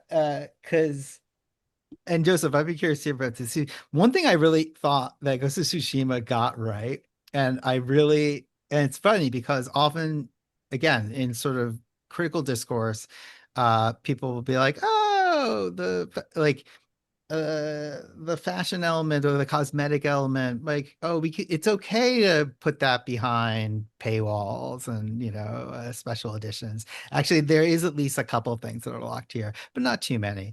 And something I thought was really smart about the first game, it's still here too, is like they're like, no, we know that playing dolls is part of the fun of this, and like Yeah. 90% of the rewards are cosmetic, and that's not like bad because like I will spend like more time than I'd like to admit on this Yes. podcast, like being like, which shade of red Mhm. goes well with this, like because like that's a super cool thing. I did find, Izzy, though, just like you, a really it was a hard to make a real build. So like in Yeah. the other game, I was able to do that very satisfyingly. Weirdly, there are some interesting differences between the two. Like Jin had more, they call it, I think in that game, Resolve. This one is called Spirit. It's essentially the same thing as the stamina meter from a standard action game. She has less uh capacity. I don't know why this is because everything costs the same. But she, like Jin, I think in the base game got like 8 or 9 little pips of stamina, resolve, or whatever to do special moves and whatnot, heal yourself, etc. She gets 6, and you can get like a special 7th from like food effects and stuff, which again, very charming. We even talked about that. Like some of the like motion control stuff is very charming, and then sometimes it gets a little bit old, perhaps. But I had a little tough time, just like you, Izzy, like making a good build that felt real. And one other thing that I think is worth noting on that, especially on the armor question, is the one that is the sort of most, I think, effective and that matches the way you're sort of being instructed, at least, to use the different loadouts. And I want to come back to the plethora of loadouts and how that works on a controller, like literally how it feels on a controller. Uh, but the armor that is there's this, I should just use specificity. There's an armor in the game called the Armor of the Undying. You can get it fairly early on. I have 10 of the 11 armors, I think, at this point in the game. The one I don't have is the like you get a special bonus one if you've like completed everything, I think, and it's like not even worth writing home. I think it's like her in training clothes or something like this. Um, and it doesn't have any buffs, I think, or something like that. It's just like it's like a hard mode. Oh, it's actually supposedly inspired by something Izzy brought up in our Elden Ring episode, which is the let me solo her phenomenon. Oh, I Oh, wondered if that funny. was the case. That I did read that was that it's like a light nod, like, hey, yo, what's up? We remember this. And actually, Joseph, you brought this up as well. Like there is like a light dash of frumishness that has been added between Mhm. the two. Not with the punishing, like, oh, now you're like set back a while, like an hour, and now you have to recollect all your stuff and all, that kind of stuff. But with the sort of very, very intense boss fights, including some of the optional ones that do come up. But yeah, I found it really hard to match these things. This Armor of the Undying is one of the earliest ones you can get that is actually very, you can do pretty decent builds off of. But weirdly enough, it is the one that dresses her up as a samurai, which is so weird. Like her, again, even in the beginning characterization, is very explicit that she has, after this sort of like early childhood trauma in Hokkaido or Azo, depending on which term we've used, that she goes to the South and does actually do mercenary work for samurai and has a terrible experience with it. And speaking of historical stuff, like this is actually true. There were female warriors in this period, and in fact, it is a more recent phenomena post basically early 17th century as the samurai take hold as this kind of feudal power. That stuff is like kind of rolled back, and then the tradition is invented of these sort of much stricter gender roles and so on and so forth. But like in the story is she is like fuck you, like it's the beginning, she is like fuck you guys are assholes. I met you down when I went back to the mainland, and like then you have to dress her up as one to like get the best puffs. I don't know, that really did stick with me. And there did seem to be maybe slightly less fashion options or things of this nature. There's definitely something to talk about there as well. Yeah, there's something in there about the sort of there is a relationship between the, okay, you have these few outfits locked behind a paywall and the sort of Fortnite style takeover of the fact that the actual visual representation or like the aesthetics of the armor are completely out of sync with what you expect to be going on in the world or the Yeah, narrative or something. Hmm. That, I think to the sort of Fortnite generation is like a cutesy thing that you just do, right? Like that's how the sort of skins. standard Yeah. function. Yeah, everything is a skin, right? Even in, I mean, I I'm mean thinking that they in have that in fucking I hate Call of Duty. Everyone knows this, but Pat made me play it for a bit. yeah, that's amazing. Yeah, And yeah. like right, there's the skins in that. I think Uh-huh. they've added skins in Destiny. Like you can play It's Star Wars everywhere. It's characters in everywhere. Yeah, Destiny. you can just reskin everything at this point, you know. Yeah. Um, and so, there's For something like I five think bucks that a pop, and then people will spend like yeah. $150 on this. Precisely, precisely. But I hate it. I hate it so badly.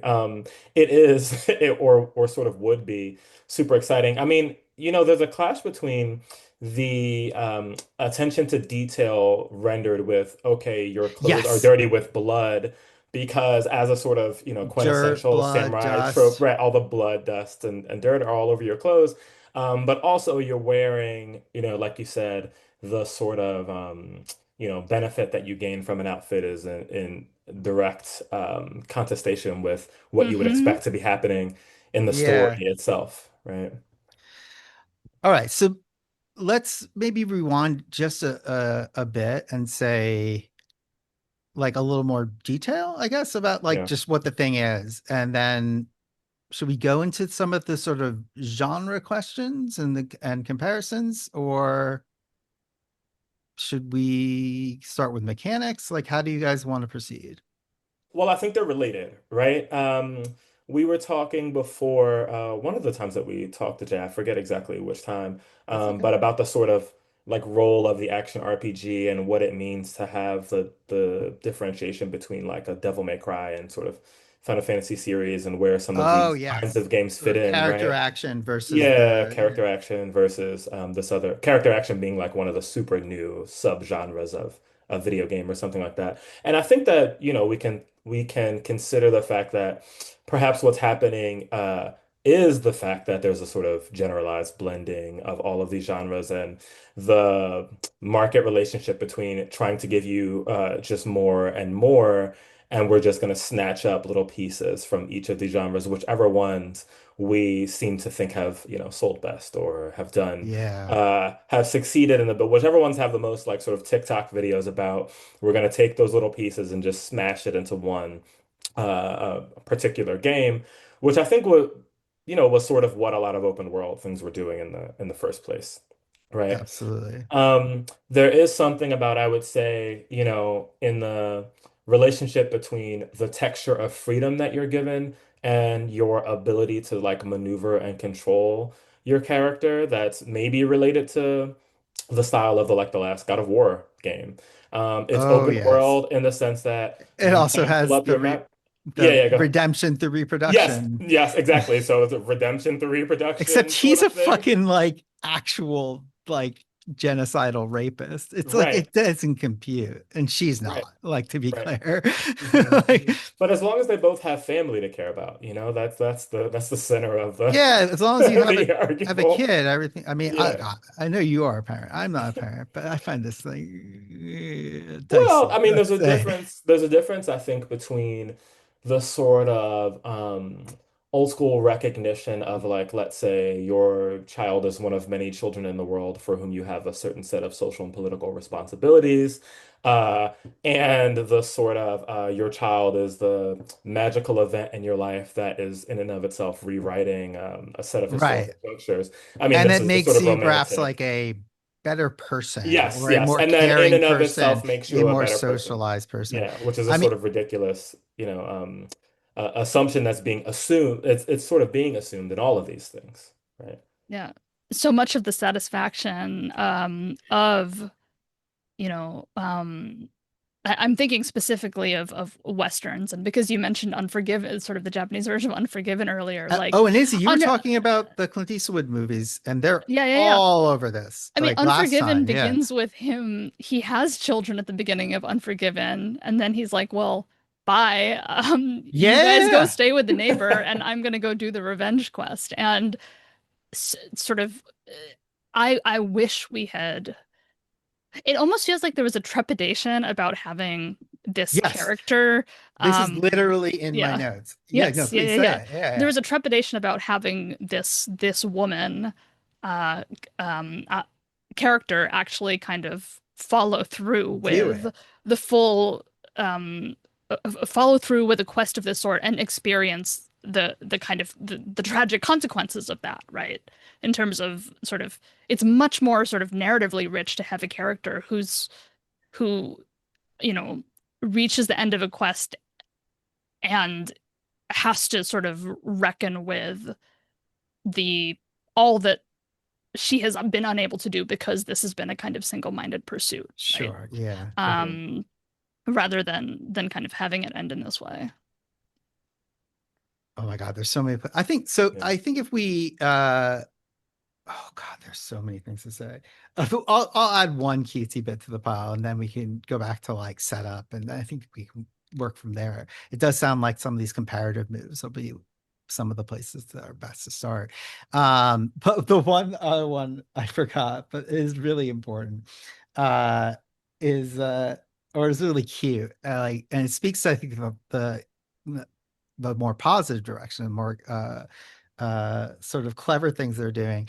People often complain in games like these about like the yellow paint that shows you where to go, right? Hmm. And it took me a second in this game, but then I realized I was like, oh, it's white paint. Okay, fine, whatever. It's bird shit. It's so fucking clever. They have these little birds that have, like, there's a yellow bird that sometimes shows you things, but these little white birds that are sitting on ledges. And so there is like a diegetical logic to why there's the white paint there. It's bird shit. It's so Yeah, cute. it's making me walk around New York differently because I mean, in the same way Yeah. that like when we were playing Zelda, you would see little Korok puzzles everywhere in public just when you saw like, you know, geometric solids like out in public. You're like, oh, there's a thing. Yeah. Just looking around New York, being like, oh, I can climb that. Oh, I want to talk about Zelda when we get to puzzles because Yeah. these Well, puzzles, these I don't even know. they are dull as dirt. All right, let's get to some of the basics before you know, time runs. So yes, this game came out this year. It is a sequel to Ghost of Tsushima. Either I mentioned this. The studio who made it is Sucker Punch. And this is their second, obviously, in this sort of series. Interesting turn for them. For people who don't know their previous work, I'm not a huge fan of these games, but the two, or actually more than two, I think, several came in their previous open world adventures were infamous, which are sort of these the infamous series. They sort of, I don't know. Just did you play those Joseph, or is Yeah, I played those. it? Did you like them? I think that, well, this is a sort of era thing too, as you brought up about Yeah. the kind of overworld thing. At the time that they came out, I mean, you could think of them in relation to how exciting it was with like a Spider-Man game for the first time. So they were sort of like Hmm. the first of their sort of open world genre in the city games with like high production value. And they sort of did something for that space. Thinking back to them now, it's kind of like, well, no, by comparison, there's something that kind of like fizzled out about them, or there's some long lastingness. But I did play them at the time and enjoy them when they. So yeah, so they have a sort of trial run there. I think I enjoyed it perhaps a little less, or maybe it's just the one I played or something like that. But I also did want to mention that their previous series, the Sly Cooper one, which I did go back and like, "God, do I remember this right? Is in fact very cinematic in the other way, in the way I associate with like uh this is a grander comparison that I want to make, and maybe we'll come back to it. Don't want to hit it too hard because I think we might talk. I might talk over. I talked about it a little last time. I'll talk about more next time.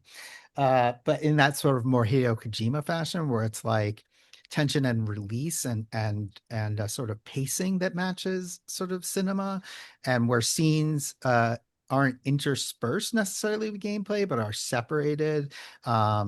In this interesting way, but there as this kind of like cartoony adventure. But it is interesting to me that that is in their DNA. This slightly more. Now these were like older PS2, possibly even PS1 games. I don't remember. Um, but like they did have them in there, and yes, it takes place in early 17th century Japan. The lead character we already been talking about is Atsu, and she is at the beginning on a super recognizable from all these film and television and other comparisons we've already made as this sort of like revenge story, right? Revenge plot, straight ahead, no fuss, no muss. There are six people she is hunting, right? And she calls them the Yotei Six, which is cute. It does have a little bit of like, you know, reminiscence of again many samurai films, Hmm. many westerns, and you're set up to basically in the intro you kill the first one uh, in a fairly she is definitely not repentantly put that way, right? You even like spend a decent bit of the, we'll talk more, I guess, about the like use of trackpads and stuff in the beginning of like writing your list of Oh yeah, we enemies skipped that that. you are going to kill. And she kills the first one at the end of the opening. Um, Anything else we want to say, like just as like intro to the oh yeah, and right, it sort of is participating in these two big genres, right? In terms of games, at least. Sort of the open world and the cinematic. We already talked about that, and is referencing just a mammoth amount of parallel materials in almost every medium humanly possible. So One of those I'll say that we go started to for talk it. about Yeah. before, but we forgot Jay, which is a super close one, is Blue-Eyed Samurai. Oh Um, yeah, which I also then went back to check to see if it had some of the quirks that I was like, maybe it's me, maybe in fact this is. But anyway, Joseph, go ahead. Yeah, I mean, by two things I think that come up sort of most readily.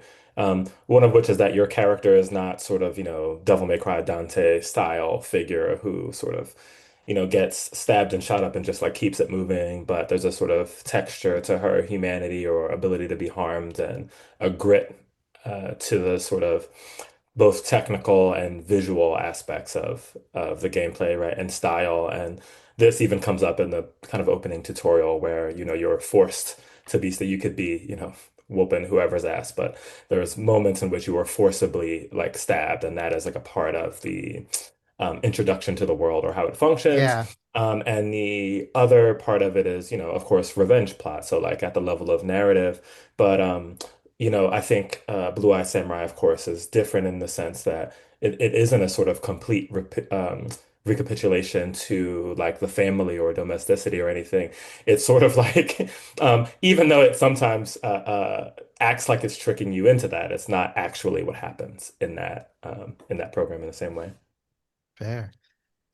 So maybe we should, yeah, let's start there. Let's talk about some of these influences and genre questions. Uh, I'm interested in the thing that you brought up earlier, Izzy, and trying to work through that. Like, what is it about this particular moment? Like, have we reached the final days where we can even tolerate the sort of tyranny of the open world? system of Mm. games. Because I mean, I had a little bit of kind of frustration with that. Um, and Jay, you brought up Zelda, but I think the last of those games where, and this one isn't completely open world, but this is, I think, at the heart of some of these games was Ocarina of Time, whereby it had Mm-hmm. the perfect kind of balance of, you can go here or do this. But Mm-hmm. there was I a mean, even time, Zelda 1 has like right? theoretically an open world structure. Yes, yes, exactly, exactly. And I I was mean, on thinking the about what is fucking it about this? NES. Only, But yeah, only NES. And also has this mechanic where you can play your little music whenever you want. Even oh though I could not stand yeah. playing the music in this, I Oh, we actually didn't did even not Oh my talk like. about God. that. Yeah, No, yeah, this we is a All did pet, not. right. such a pet peeve of mine for like game designers. Either don't do these little music games or make them vaguely in touch with how music works. Because like, this is very personal, but like it just doesn't match. Like it's so weird. Like the best games ever get to this is like rhythm games or like Right. the drums in Rock Band. But like The drums are so good. sliding your hand, like and then like you slide the frets down, but you're playing like a higher melody. And I'll be like, fuck, that's not how it fucking I works. could Yeah, not so wait, understand just what they were trying to get us to to give do. some context to people who maybe haven't played the Thank you, game. Izzy. Thank you for coming. Yes. Yeah. All right. Because we sound insane. In the game, you have a shamisen with you, this the stringed instrument, which your mother taught you how to play, taught the character how to play, which we see in flashbacks. But one of the sort of activities that you do in the game, is learn new songs on it. And the way this is done is that you are supposed to move your fingers along the DualSense touchpad until you feel that the note is kind of sort of harmonized. But it has no correspondence to how the instrument is played or to how tuning works at all. Like in Um, either traditional it took me Japanese longer how to folk figure music out. or in Yes, Western music. I was like, yes. what the hell is going on here? It took me So longer how to figure out this mechanic than anything else that is so in the funny. game. Yeah. I I will could not also understand what they were trying to get me to do. I can't remember if the flute in the first game did anything. And I actually do you think this speaks to a different sensibility? Like there's this aspects of this game that I feel like are directly sort of responses to some of the critiques of the previous one. Um, and maybe this is one of them because like a lot of the things in like this in the previous game were just like there for flavor. Like you could and like purposelessness, which is something you don't find in games too often. So it's like, yeah, Jin's just gonna play his flute for a while. Like I even kind of enjoyed the poetry minigame in the other one, even though Jin writes bad poetry. But right, at least it was vaguely like writing. You're like, oh, here's like you would string together phrases. Now these are obviously pre-canned phrases, but you would sort of put together what you think is a logical progression for a poem. But this was just like I'm moving my finger just to make it didn't make any sense to me personally. Yeah, I mean, we should talk about, of course, there's other things that you're expected to maneuver in the same way. For example, starting a fire, or cooking your food, and those kinds of things. Um, and I ended up skipping them really quickly. As soon as I discovered that you could skip over the sort of Hmm. using the pad to kind of trying to swipe the wind onto the little Oh, you moved the wood. swipe up for wind? Yeah, And to blow on, to like, yeah, to oh, you flint, mean with the blowing little into the flint when you're mic? trying to start your fire.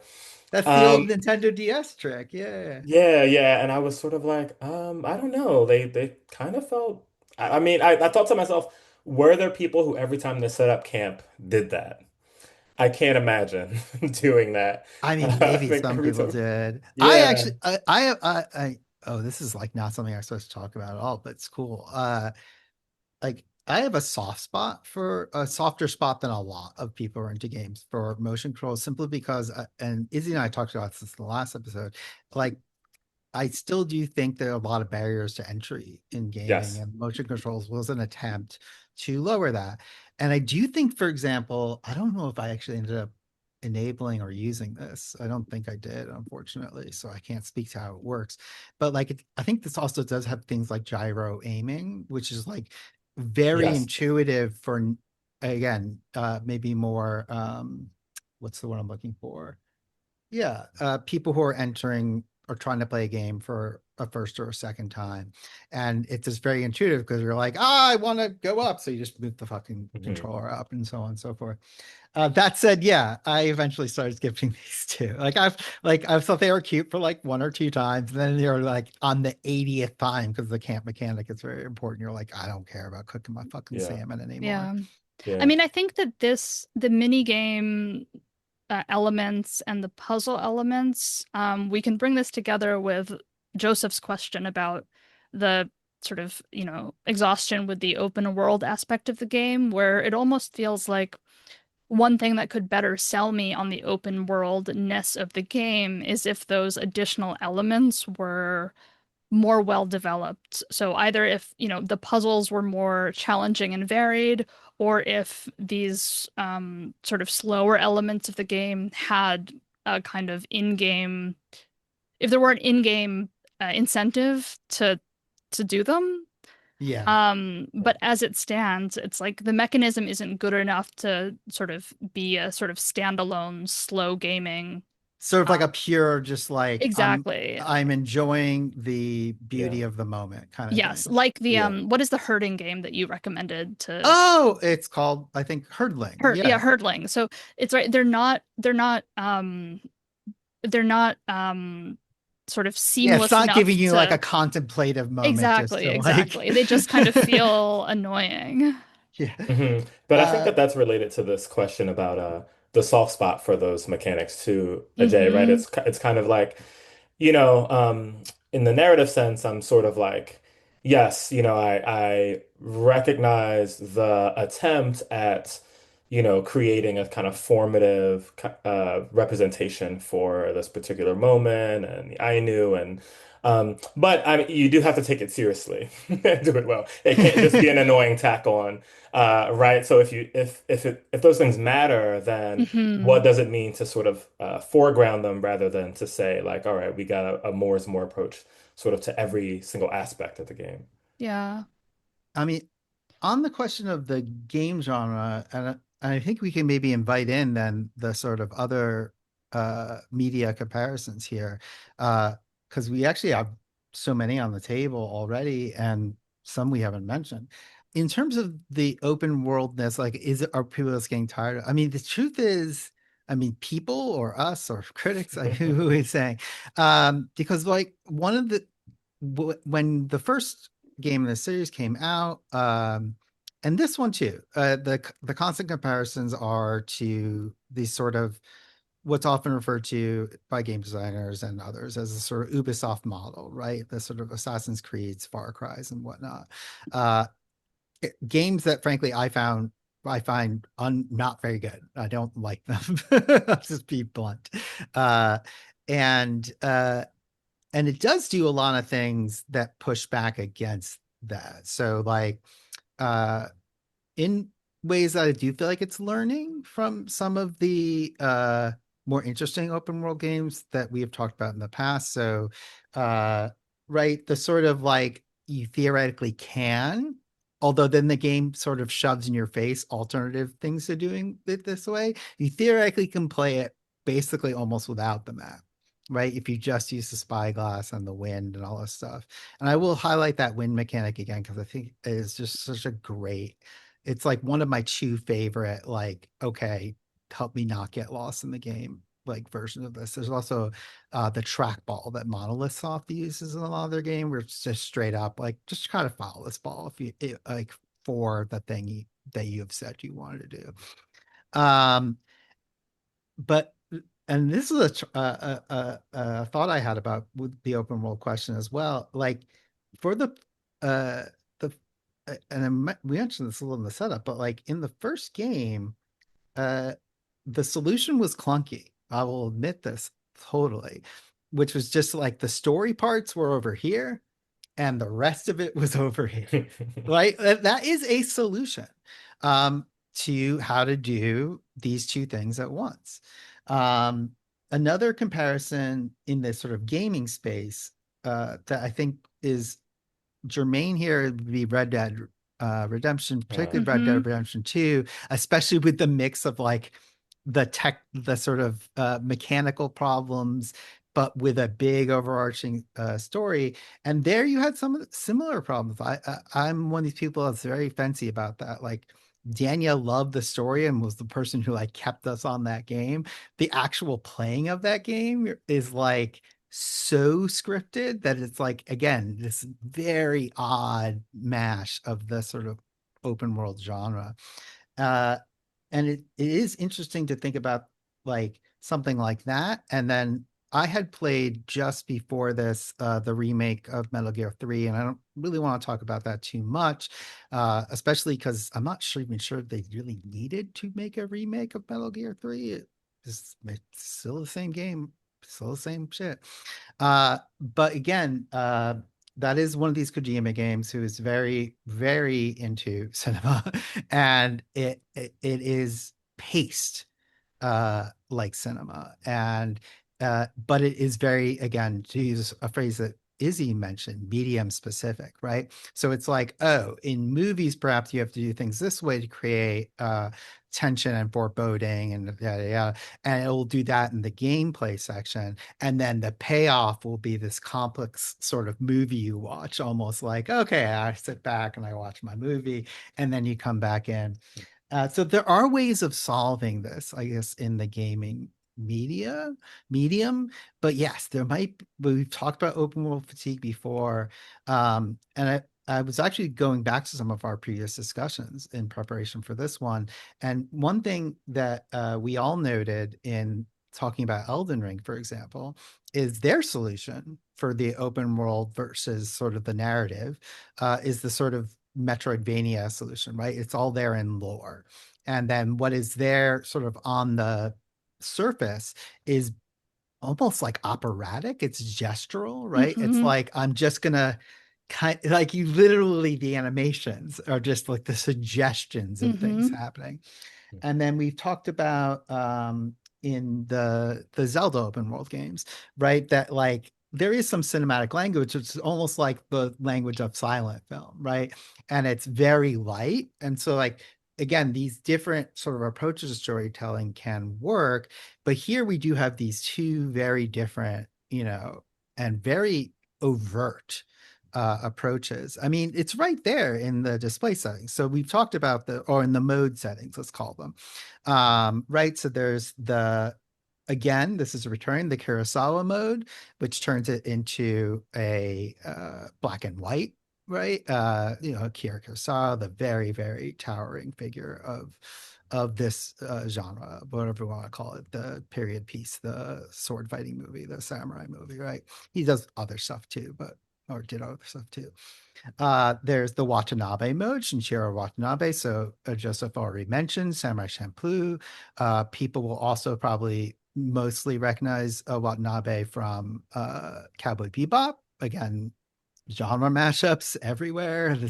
And again, there's a sort of discourse or even debate. Joseph, you probably know a lot about this as well, of like some folks who really try to keep the story of anime and Japanese culture production as like a straight line from like the classical arts of Mhm. Japan to like the contemporary. And it's kind of bullshit. Like it, especially starting in the 20th century, taking off in the imperial period, and then under American occupation, Yeah. there is a constant back and forth. Mm-hmm. First between Japanese and German stuff, and then between Japanese and American stuff. So right, that's happening there with the Watanabe. These are the ones that are named, right? There's the Miike mode, named after, oh God, it's Takashi Miike, right? Yeah. Yeah. Yeah. Another very prominent Japanese filmmaker in this genre, more recent. Um, uh, Films are sort of go like in his mode, there's more blood, there's more mud. Actually, I didn't enjoy that part of it. The only part of that mode, which I did turn on occasionally, that I really did enjoy was it adds these really, really sharp camera effects And what's interesting is they even warn you, and it's true, it will make the gameplay more difficult. And this is, again, very interesting to talk about. Uh, and in my own notes of this, I said there should have been a fourth mode, the plain mode. And I wouldn't have used a Japanese director to characterize what the plain mode maybe is.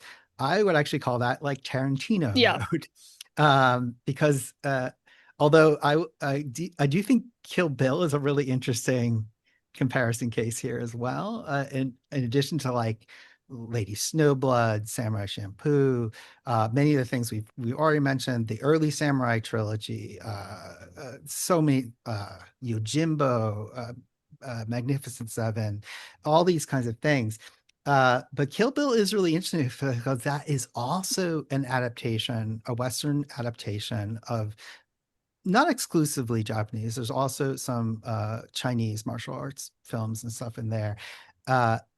That has some of the aspects of this, and especially the music stuff is like really strong there, but also doesn't do the sort of does not throw away the ending, even though it does have like a child plot and stuff like that. So Mhm. I did want to throw those ones on the table as well. I mean, so I guess, yeah, what do we want to say about these comparisons, both within the gaming space, but also this like vast literature that's being brought in from all over. Yeah. There's one that to add that sort of came up a little bit. It's the sort of flashback relation. I think Izzy you brought up, Mm-hmm. Oh which yes. to me, seems much more like a novelistic trope in particular, and there was a certain kind of and the sort of repeating of the dialogue if you didn't do the flashbacks later, but right, the flashbacks are in part sort of a pedagogical mechanism because they are some of the first moments where you learn to play music, where you learn to fight, where you learn to like sharpen your sword, and the all the tropes of family life are kind of there and sort of laid out for you. And I think that that is a trope that's really difficult to use in video games because, at first that was one of the ways that narratively games were sort of completely set apart from the novel, right? Which were like no one is asking, what Super Mario's childhood was like, right? Only that you were going to save the princess from the castle. And And that Shigeru felt strange, Miyamoto famously has very strong opinions on right? narratives and lack thereof in games. Yeah. Yeah. Yeah, I mean, a Oh, couple sorry, I of didn't mean to cut. Oh, go no, no, ahead. go. A couple of thoughts about the flashbacks. I think where they are most effective and least obtrusive, it is in the sort of, the sort of early game pedagogical stuff, right? Hmm. Because that is the sort of the narrative of the flashback is that you are a young person learning Right. to perform all these actions, and therefore it kind of makes sense within the game. Later in the game, and I'm thinking especially of the fight with the kitsune, Oh boy. there is a wild, like, we begin to get the flashbacks mid combat. That fight is sort of it takes place in the present, and then sort of to speak again to these moments where you feel like the game is kind of wresting control from you in these crucial sequences. Right. The timeline begins to switch back and forth, and it makes the combat very disorienting and very um um it really sort of, I think, impedes the momentum of those sequences in a way that, works when you see it in a film and just doesn't work for me in a game. Yeah, I mean, there's something about the choice of kind of like duration and where that occurs. And one of the reasons I will say that I had initially thought of this as kind of a novelistic problem was that Pearl Segal essay that I tend to teach a lot, which was like about this Yeah. exact sort of the case against the trauma plot essay, right? Which is, to what extent do we need the past events to rationalize the forward Hmm. momentum of the story? And if we do that too much, does it sort of take something away of our own imaginative possibility and creating the space between those two things, right? Like how Yeah. much are we over determining? And I feel like, because the revenge plot is so sort of clear and the opening was so strong, it was kind of like we don't need the Yes. constant, Yes. like we Yes. get it, she was done wrong. Like we Yeah. absolutely understand. Right. And we're getting it not just visually, but she's also telling it. Like it's the She's narrating exposition it. is Right. Yeah. so heavy in her repetition of this story. And I think to something like I mean, I just rewatched Lady Snowblood last night, so it's on my mind, but the Yes. flashbacks that we get in that in that film are they are flashbacks. They are moments, right? And they're often very impressionistic and gestural, but we understand, right? Because we have seen at the beginning of the film kind of this sort of foundational um, sort of trauma that this family faces. We don't need much more than that later in the film. And often the effect is not just one of sort of narrative momentum, but there's these flashbacks are like they're very well constructed. They're Hmm. beautiful compositionally in conversation with the present timeline of the film. But here, she really is just telling us, um, it is the most overt. I have been traumatized, and that is why I am doing what I am doing. Yeah. Yeah. I, The sort of shutting down of the kind of now we're in a one-to-one relationship Yes.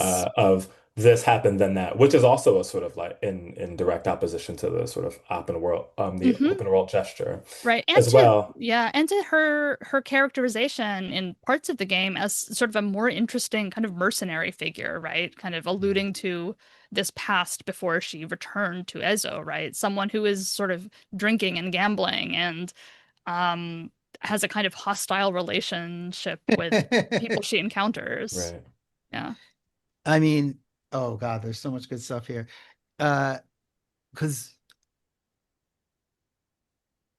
one of the things I think that is interesting about or is yeah, we talked briefly in I think our last episode. I think I should underline that I don't. This is far from like my top game of the year or something like this. We talked previously about a little bit about the sort of novelistic approach in a game like Expedition 33, Hmm. I think previously, but it's done in a but that's really well adapted or really well synthesized. And part of the way of doing that is instead of trying to recreate things that are basically difficult in the medium, if not impossible, it instead goes for this kind of like, oh, you are going to be not what's it called, third person omniscient. You're just going to be sort of getting uh the information obliquely in a non-didactic way Yes. from what's happening.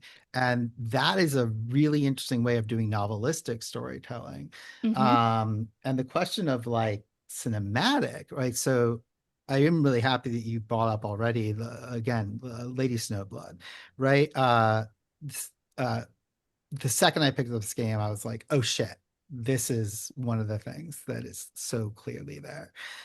This is a 1973 film directed by Toshiya Fujita and starring Meiko Kaji, who also sings some of the songs. So again, I forget the exact genre terminology. I think now it's just called sort of like show and nostalgia music or something like this, but it's this sort of mid-century Japanese popular music that you find in the soundtrack here, and you find also in the soundtracks of things like, Hmm. interestingly, Metal Gear, and you also find gestured at in things like Kill Bill, right? So it's like those things are all there.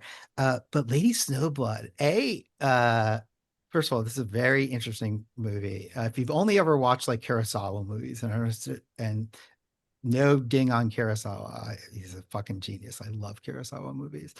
But this is a slightly different approach. It is gorier on the one hand.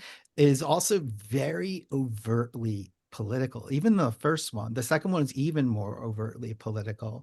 But right, like part of the setup and the flashbacks there. So the way the flashbacks are used in that film show us either, not always, but often things that the character could not have seen. So Yes. for example, like Her own previous to her birth. own birth, right? Yeah. Or her own birth, right? Which is very important for the plot because she inherits this like vendetta from her mother in that game. And it's but that vendetta is both personal and political. And the other use of flashbacks Mm-hmm. there, and again, this is very interesting to me in comparison with other cinematic games that use things like found footage. So again, Metal Gear does that. With like, and I think they do use some documentary images or stills. It's like actually a pretty clever way of doing it in the film, of being like, oh, here's the history of what was happening. Like these sort of criminal Uh-huh. elements were a spin-off of the samurai elements. They were using like a fake what's it's oh god, the resonances of the 19th century America are just so strong. They are selling what's the word I'm looking for? Passes to sort of be able to escape national conscription in the new modernizing Japanese army. And so there is this like element of exploitation and of the gnarliness and the difficulties of this kind of very heavy, late feudal governing system and its exploitations that is like part of what is underscoring the vengeance. And something that happens here is that that does start to change. Um, and Joseph, you raised Samurai Champloo, and then when I went back, because I wanted to check, I was like, man, maybe I'm crazy. And I said this earlier, and now happy to expand on it. It also, and no, it does have character development that is closer here to this, right? Everyone does, in one way or another, not quite fulfill their vengeance or Mm-hmm. other sort of Mhm. grudge, but it's not quite this like nice zone. It's very ambivalent, this Yeah. ending. Yeah. Like Yeah. there, they leave and they're like, we have not solved the world's problems. We have not solved our problems. And we're not even going to be friends anymore, really. Like we're just parting ways. And that is the closest I could find to the way in which things start to change in here. Um, Perhaps I should stop. I mean, what other of these kinds of comparisons or elements do people want to put on the table? One thing I'll mention is, although it wasn't cited as a direct influence on the game, I recently watched Kaneko Shindo's Kuroneko, The Black Mm-hmm. Cat, which is a 1968 horror film about that is also an adaptation of sort of a story about sort of onryo, right, vengeful spirits, that has this sort of both personal and historical element kind of bound up in each other in the plot. It's about a woman and her daughter-in-law who are killed by a band of samurai who come back as vengeful spirits to seduce samurai and then to slaughter them. And the plot revolves around the revelation that oh, sorry, no.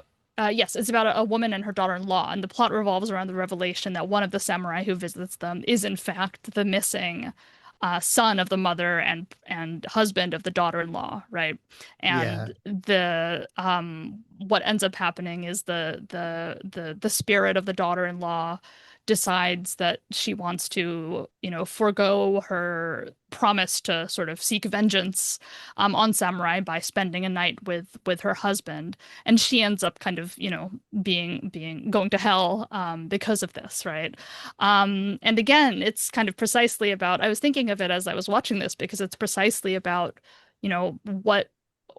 what is the trade-off you make in deciding to pursue vengeance, right? And in the case of the Yeah. film, it has a tragic ending precisely because, right, the revenge plot is one about foregoing other sort of elements of human experience, right?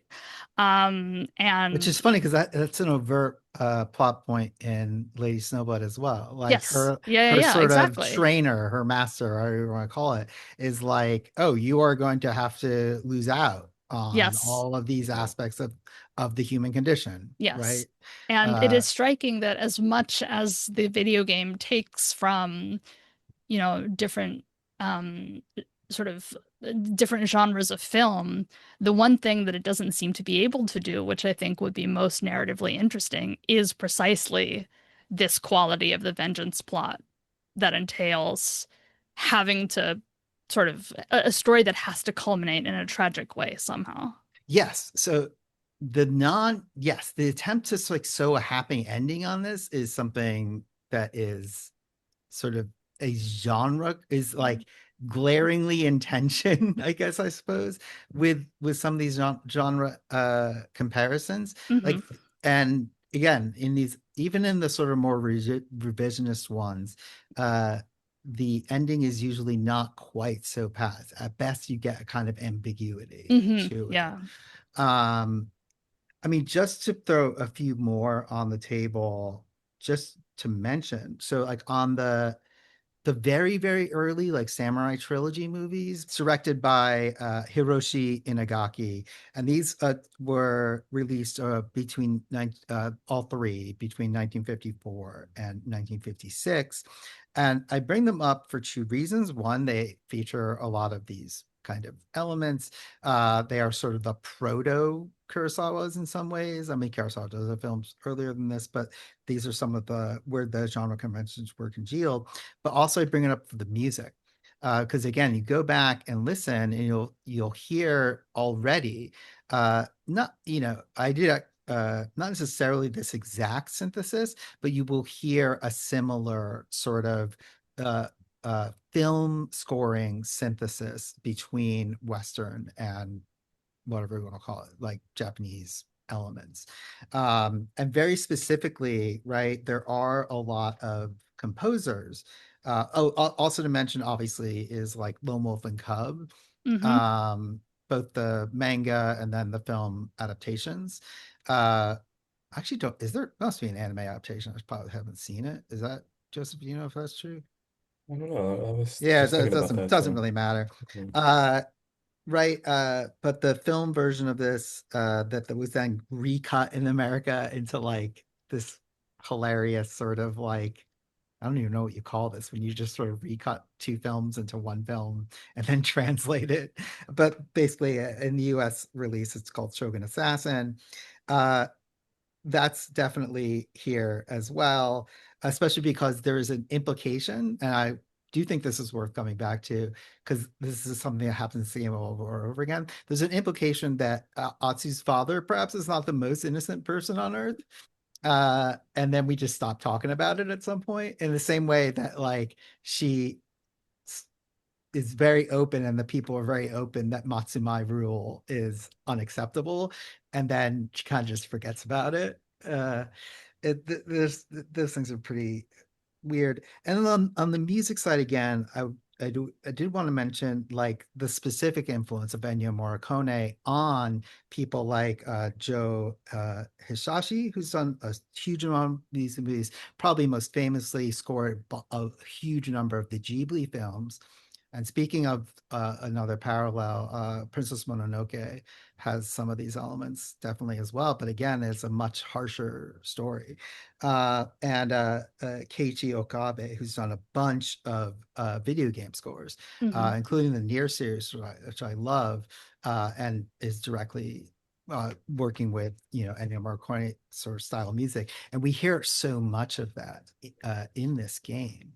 Yeah. Uh, oh, sorry, go ahead. I was going to say, in perhaps in the interest of time, can we, shall we talk about the loadout situation? Absolutely. Oh yeah. I'm happy to jump in here because I have a very specific thing Go for it. to say it, and I already said this to Joseph in prep, but like, whew, okay. The so by again, I don't know how far everyone is, and if everyone has gotten like the full loadout. I will also say that uh, if you do like max out the loadout, it does make the end a little bit easier, I suppose. But oh boy, by the time you finish this game, if you are being very thorough, and on the weapon side, you're kind of very strongly encouraged because there are enemies that you cannot pretty much deal with unless you have all the weapons. You are dealing with 5 melee weapons, 4 4 ranged weapons, each of which has anywhere from 2 to 6 different kinds of ammo. So we're talking guns, we're talking, sorry, bows, we're talking guns, bombs, and then there's like the poison, the big one, the little, like it's insane. And then also 5 of these sort of ninjutsu, the ghost weapons, right? And again, for folks who maybe aren't as familiar with like literally the physical controls of like a standardized modern video game controller, that is more options than you can fit on a single, like using all the buttons and even like the motion controls and the trackpad that are built into a modern controller. And the solution they have for this is something I recognize from MMOs, which is wild because MMOs, quite famously, are not like action intensive games. Often like combat is semi-automatic and you're sort of given space to then like be loading up macros. It works very well on a computer, et cetera, et cetera. On a controller, we're straight up here, like at the point you're full loadout. I personally did in fact struggle with this a lot. And I'm not saying I'm not great at video games. I'm happy to admit that, said it before, but this is not, I think, was not a skill issue. Like it's straight up, if you have to toggle into a second Yeah, a second stage layer Yeah. while of there is no pause, right? I mean, there's a little bit of like a slowdown, but like to pull out the like fifth weapon, which you can't fit on a regular button. So if you have shift into a real-time menu on a, like, it's just insane. And I don't know how that felt to you all. Like game feels like a really important thing to me, but I don't know how that's worked for you guys. Yeah, it's incredibly important. And I was thinking about the MMO thing, right? Because of course, as the MMOs, I'm thinking like, some of the most popular ones like Final Fantasy 14, you do have now to like move around a bit more and sort of to avoid enemy attacks and things like that. But like the fundamental tension between That's the right. MMO model being about the choices that you make with regards to combat, like what spell are you going to use, etc., versus the sort of allegedly, primarily dexterity is the way that you sort of win with regards to this game. There is that tension there. And it's very difficult. I agree. I mean, the second menu might be the limit, yeah. The I mean, when I that might got be to the there, I was just threshold. like, oh, come the fuck on. You gotta be Yeah. kidding me. I just got the Odachi and I was like, wait, I have to, this Did you isn't also at the get top the level. Casserio Gamma? I don't know No, how not to pronounce yet. it. Yeah, yeah. Oh God, yeah.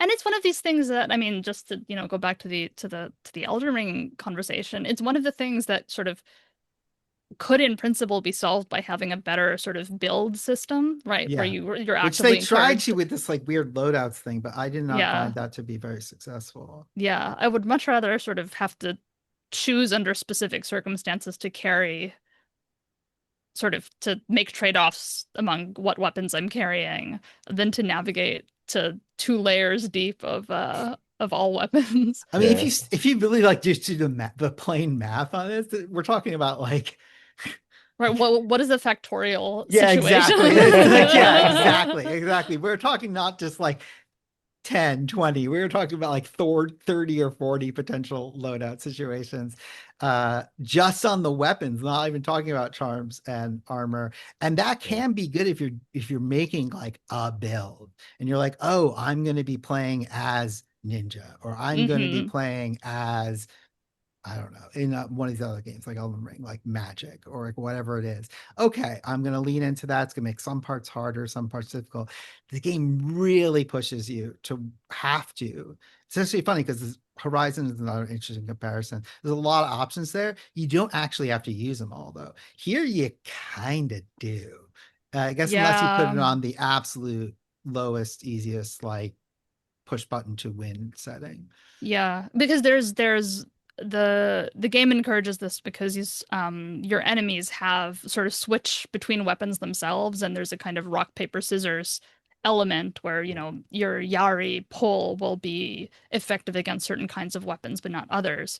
So you're forced mid-combat to make these trade-offs in a way that feels Yes. very clunky. I don't know, Joseph, how did that play out in terms of your literal, like you got your hands on the controller? Yeah, actual game feel, you know? Yeah. There are moments where it sort of again, it's one of those things that's, theoretically super exciting, and makes you think, oh, there's just a matter of time until I reach the mastery point. Every game has its Mm-hmm. sort of like um, ebb and flow of, okay, I'm learning, it's throwing something else at me, I'm learning. And then you sort of get so good at the game that you just like run through everything.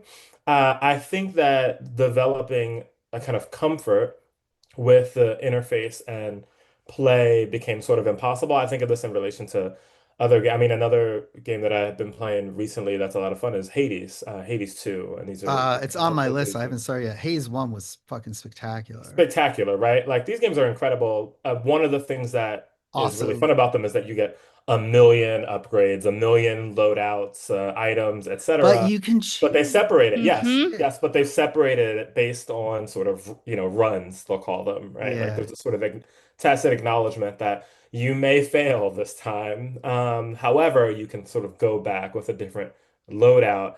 And I think the kind of piling on. I'm glad that you brought up the fact, Izzy, that they switch mid, your enemy switch weapons mid combat. God, Sort of especially makes in it the duels. impossible. I'm like, God, come on. Yeah. Yeah. Mhm. Sorry, go ahead. Yeah, it makes it impossible. I mean, the thing that I do like, Ajay, you brought this up before, is that you sort of can pick up the weapons mid-com, that your Izzy enemies brought that up, drop, and yeah. you can disarm people That as well feels too. That's good. In another. terms of It game actually feel, took me a that long is, time to figure out yeah. how to do it. But then I was like, oh yeah, that's pretty useful. Yeah, yeah. Which feels like it would be a part of this stage, right? Like you disarm someone, you pick up the weapon, and that's the weapon you can use or whatever. That fills Yeah. a sort of empty slot. I'm brought back so often to the Resident Evil model where you have like a grid of weapons and sort of a shotgun is so big that it takes up 3 grid slots, and then there's like a pistol that takes up this many slots, Well, the ammo, etc., that kind whatever. of real-time inventory management is like part Right. of the anxiety, I guess, Yes. of Yes. those kind of horror games, right? But in this case, taking place in real time in a way that doesn't feel as in tune with, oh, I'm supposed to be feeling trepidation about switching weapons, and not the actual sort of like visualization of what the opponent's hands are doing or something. Mm-hmm. Yeah. Absolutely.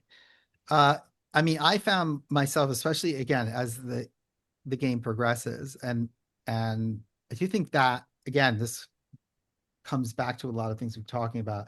Uh, there's a very odd pace to this game and a very quick shifts that also hurt both mechanically and narratively. But I don't. Here's this is something you all experience as well. That like by the end, I was like switching armor sets, switching weapons, switching all this stuff, like in an almost comedic way where it's like, oh, like just stepped out of this battle and put on her samurai armor, but nope, now she's in her like scary person armor. And whoop, now she's in her archer person armor. Oop, now she's in her ninja person armor, right? Like doing all those things on top of switching. Like, was that just me playing bad? Like, was that like an actual problem? Um, so I mean, sort of comedically, one of the moments where I was like, "Calm the fuck on," the armor that is supposed to correspond to better like bow and arrow work, the dragonfly armor. Yeah. You can't see the bow when you're wearing the helmet. So I didn't use the yeah, range loadout. yeah, at a certain point, and again, I think it also has to do with the sort of the kind of opacity about how effective the armors actually are.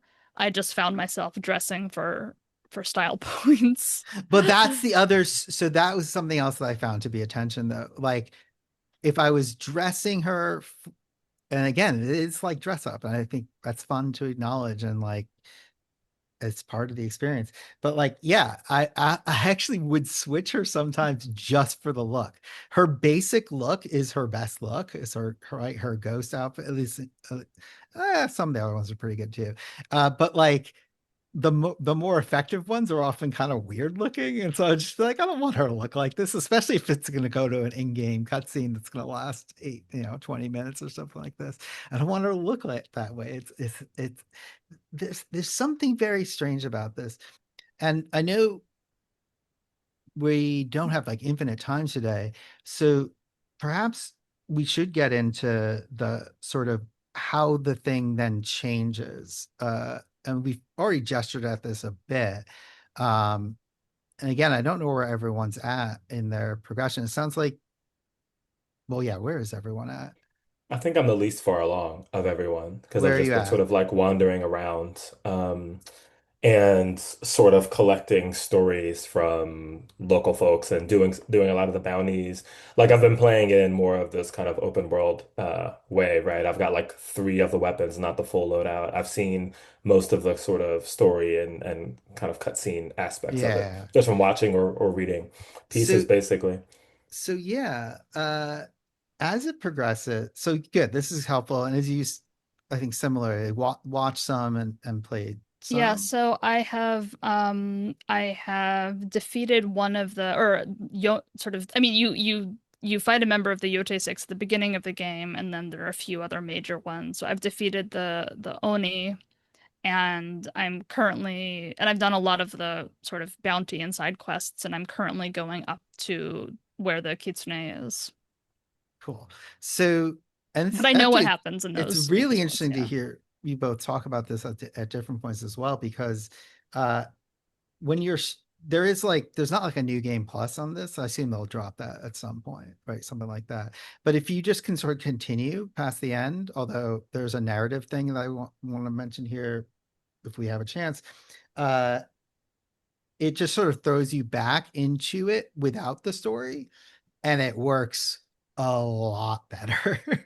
uh and also because then it is in fact, I think, more trusting or more respectful of the player to be like, yeah, okay, there's not going to be much else other than who this person is and her like various adventures, some of which are really interesting, Hmm. right, that happen in this place. And it is chock full of things to do.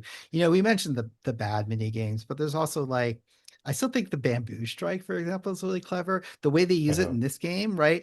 As part of the like training montages is like very funny, because they will make it specifically that starts off too hard to do, and then you get a little bit better, a little bit better, and so on and so forth. So it's very, very clever. But yes, the vast majority of this game takes place in there's only three chapters, so three-act structure, right? uh but the vast majority of all the content, whether we're talking about side content or story content, is in the first chapter. And you are sort of led, I think, there to believe that you will be choosing these six paths and all this kind of stuff. This is an illusion, of course, and that's fine. Like, I don't mind the illusion of choice in games. That's like part of the charm in many ways. uh but yeah, as you get into the second one, so depending which order, the first or the second, the only one, fine. All the initial stuff is pretty interesting, except in the ways that we've already talked about. When you get to the kitsune, that's, I think, where wheels first start coming off the Yeah. bus. So that's where we get these just stupid puzzles. Now, there were puzzles in the first game, and this is like a perennial complaint of mine about some games, like trying to be a jack of all trades as opposed to sort of leaning into like what you're doing. So the first game is like, there is decent traversal, right? And there's good traversal in this game as well. And most of the puzzles, if we even want to call them that, in the original game, and it's still here too in some aspects, are traversal puzzles. Like, how do I get from point A to point B can be actually complicated and interesting, not just in the open world way, but literally like, oh, I have to figure out, oh, I have to grab this, right? It works. It's not one of these games that like shoves platforming into like a aggressively non-platforming way. But oh my lord, the kitsune part puzzles just don't work. Like, they are a sort of weird almost echo of Zelda style puzzles, like lanterns, statues, et cetera, et cetera. But they are so stupid. It throws this cipher up on the screen, but like you don't even need to look at it. Like it's so obvious what to do in these things. And there's so many of them and they're so annoying. It's just that they're just these things. They do remind me of Assassin's Creed, truly. It's just like, I'm going to slow you down to pad out the length of this section. It was a huge turnoff. And then narratively in that moment, in that section, of course, it there is this huge rush. So the big reveal, sorry for spoilers for everyone, but we don't care here. Right. The big reveal is that the kitsune is a woman. This isn't that big of a reveal. In fact, one of the things that is missing that enters the story but then leaves is that the Saito people are slightly more egalitarian than the other folks. And so there is this sort of mishmash. You get these letters, if you I don't know if you found these from Saito, that sort of paint him as a much more interesting and sort of, yeah, a much more interesting character whose motivations are understandable, let's put it that way. uh but yes, you're revealed that the kitsune is a woman, that perhaps she tried to save Atsu but was thwarted by the evil ones, or something like this. And so the one you're fighting is the new kitsune. And God, And she forgives the woman. so this, oh my God, this was the first. I know we're running close on time and stuff on this, but like, oh my Mm-hmm. God, this is the first moment where I really thought things started to go off the bus, both mechanically and narratively. Because yeah, she forgives. It's like this very weird tension. Like it's like out of nowhere so quickly with very little development, very Yeah. little understanding. She's kind of just like, oh, maybe I do forgive you. But also the what's her name? Oyuki? Is that the name of the character? Onyuki? I can't even remember. This actually speaks, I think, a larger problem, which is the weakness of the ensemble. But Oyuki is also like seems to want to make amends through, but not in a like self-sacrificing way, I suppose. Mm-hmm. It's really, really, really weird. And this then leads to the big changes in Acts 2 and Acts 3, which are like it, just in so fast. Like they are so, like if you think you have a lot of game left when you get to Act 2 and Act 3, like again, even doing a lot of the side stuff, it's you're just plowing into the story, and all of a sudden, yes, now you're like, because your brother is a lord with the Matsumai, you're now kind of working with them. And then all of a sudden you're like, everyone's like, and this just is so discordant with all the media references we've been talking about, Yeah. discordant even with the oral references. Like I can't stress enough how important music is in this game. Like it yeah, she basically, like, everyone's like, you're going to be consumed by vengeance, it's so wrong, and you get this kind of like cycle of violence, can't we be? And I fucking hate this shit. It is often used in very gnarly ways to dismiss or certainly non-Western approaches to some of these questions, but also it is what's the word I'm looking for? Uh, Intensely politically quiescent, right? Mm-hmm. Hmm. Mm-hmm. Because it's like, nope, we're not going to worry about that a little or at all. Uh, and yes, then our final big turn. Again, I don't know if either of you have seen this or gotten to this. Is this sort of just it just feels very rushed, um, where you are doing a big sort of rescue of the brother character and of, so you have seen this, yeah, okay, the brother character and Oyuki, the former kitsune, and you've completely given up. Atsu's like, no, no, no, you guys are right. I don't care anymore. I'm not even, like, he shoots her spyglass and she sees Saito's castle and she's like, I just don't care anymore. I'm only here to save people.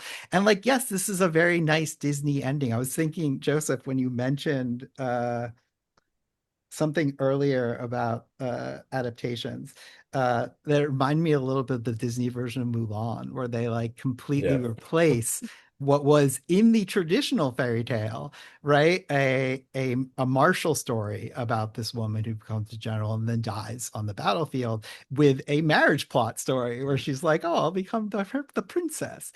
And in this one, yeah, like the same thing happens, and you're immediately locked in. I mean, immediately. The point of no return comes way sooner than you expect. Uh, into the sort of big final showdown with Saito and all this kind of stuff. And then, and this really is interesting, uh, especially because Atsu has had so much experience with the Matsumai and so much experience with the Ainu, where she literally even says things like, I wonder if my life would have been different if I had lived with the Ainu and all this. Uh, the game ends with her adopted daughter, her niece, right? Like being like, hey, the people here are still leaving offerings to you, like hoping that you will like solve these social, still existing social and political issues. And like, you can either say, well, is that what you want me to do? Or you can say, like, you've already lost. Like, there's two options, but they lead to the same dialogue, of course. And it is basically her being like, no, now I have you, and that's like the most important thing. You've already given enough. We've both given enough, et cetera, et cetera. And that might be okay in a story like Dania, my wife, brought up the comparison with the Hunger Games. But in the Hunger Games, there is a political resolution before the domestic resolution. Whereas this is really weird that she so quickly drops this, and she so quickly changes her mind, and also the ways in which she does.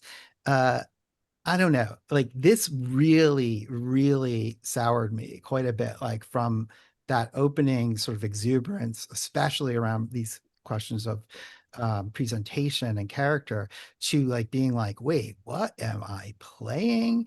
I Yeah. I literally made a note to myself, not even just for today, but as I was doing this and reviewing, I was like, did they remove a political subplot? Did they not finish? Like there's it's very, very jarring. And Yeah. again, I don't and uh, part of me wanted to chalk it up to adaptation, right? Oh, this is a Western adaptation. This came up in the first game as well.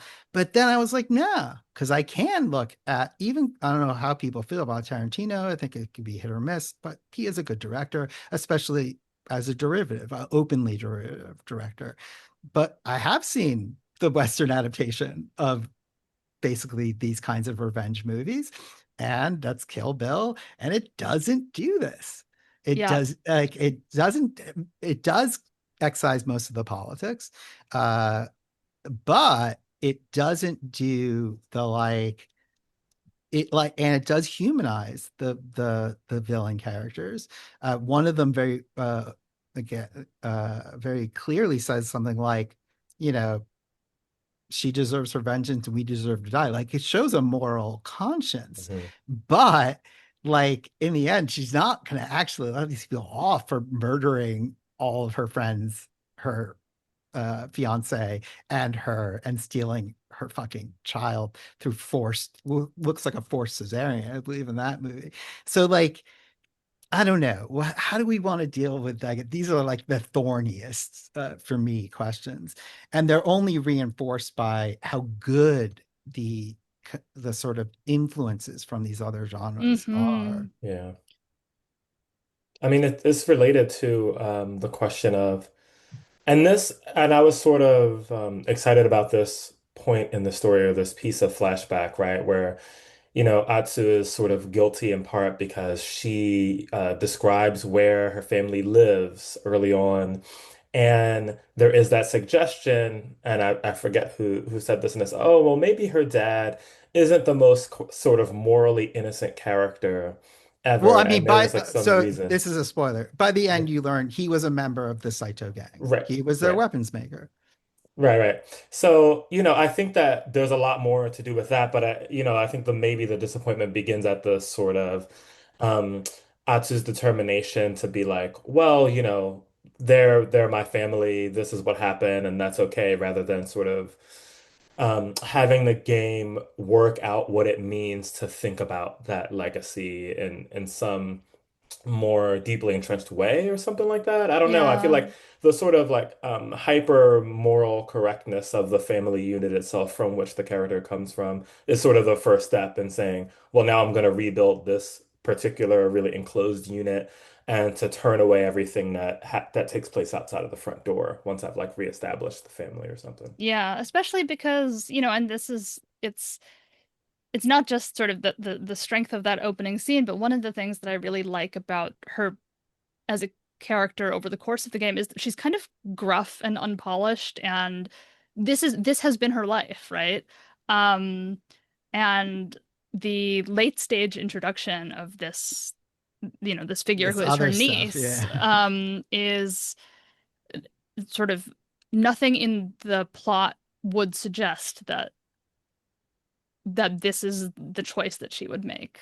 Hmm. I Um, mean, yes, it is inexplicable unless one has almost like a Bildungs like philosophy yes, of like yeah, yeah, moral yeah. to people like of like moral development or something Hmm. that you think is like universal uh or something like that. Yeah. There is there's also an aspect of it that is just like I mean again, this is only in there in those like last bits like you're just plowing through like the three of them are like plowing through armies with their special horse charges and all this kind of stuff.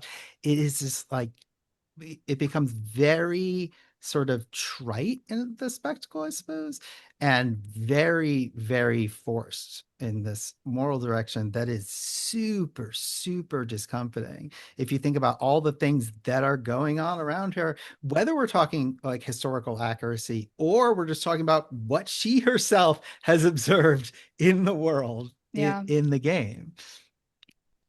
Final thoughts. All this said, I'm like, like you, Ajay, I'm gonna keep playing.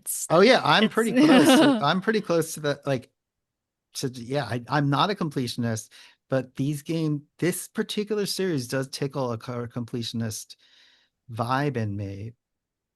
As far as, the excitement about spending more time with the game remains there, right? And Yeah, sort of, hmm. and I had that feeling. And even though there's a sort of exhaustion with the kind of open world model thing, this was one of the first games in a long time that made me not want to rush to the sort of yes, Yeah, yeah. destination. And I'm interested in that as a sort of questioning, though the sense of like, am I going to have the sort of Expedition 33 experience of surprise and sort of like, some degree of like moral quandary or something like that? Well, I don't think so. But there is a sort of pleasure in engaging with the world. and it earns that. It's a good comparison because it earns that quandary. Hmm. Yeah, I like I said, like I am still excited as well to sort of be in it, and I struggle with how to think about what it means to some of our issues. I mean, we've talked about this, Izzy, you and I, in the past for things like, what is the anti-war movie? And this one really seems to struggle, but with like how to square that circle. And the other comparison that I could be illuminating here is it does really have that sort of HBO prestige drama kind of thing where it's like, oh, we're gonna make this look like this is a mean comparison. Like it's much more than Game of Thrones, but like right where it's like ooh, there is perhaps real politics here, but actually, no, it's going to just be a standard ass thing. Uh, and I really struggle with some of this stuff because it is gnarly, and I like some of these very, very end bits, sort of thematically. And it does, in fact, I think affect also the form of the game, with the like in good and bad ways. So like Izzy just mentioned, and right, um, that she is this kind of more gruff character, right? Than Jin. And part of the like arsenal and all this stuff is the fact that she has no quandaries about fighting dirty and all this kind of stuff, right? Whereas Jin is constantly tortured by this. But here, that again gets kind of just ever so slightly lost, I suppose, by the end. And again, it feels either like it is an attempt to remove a sort of political read, if you will. And I know there has been like also right-wing chuds, being like, oh, fuck you, another woman protagonist, yada yada. It's bullshit, right? But at the same time, this real sort of political context just seems to have been ripped out to the detriment of many of its other formal attempts, right, to tell a sort of quasi cinematic story, to do a sort of realistic, non-romantic characterization, sort of in response to the romanticization of the samurai in the first game and all this stuff. And also to do this kind of ensemble storytelling. It just falls apart. Like by at some point you realize map maker guy is just map maker guy. Cute little merchant boy is just cute little merchant boy. There's characters you meet. They're charming, but they're not, you maybe think they're going to have lots of character development, but actually they're just, even the little like masters, the people who teach you the weapons, they never move really much out of their areas and things like that. All right. Right.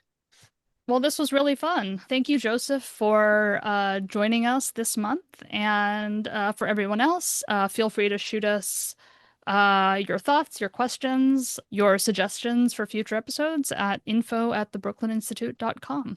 Perfect. Thanks, y'all. And we'll see you next month. We almost have the topic, but if you have other stuff, let us know. And then in December, we're going to circle around for end of year thoughts. Yeah. So, yeah. Bye. Bye-bye. Bye.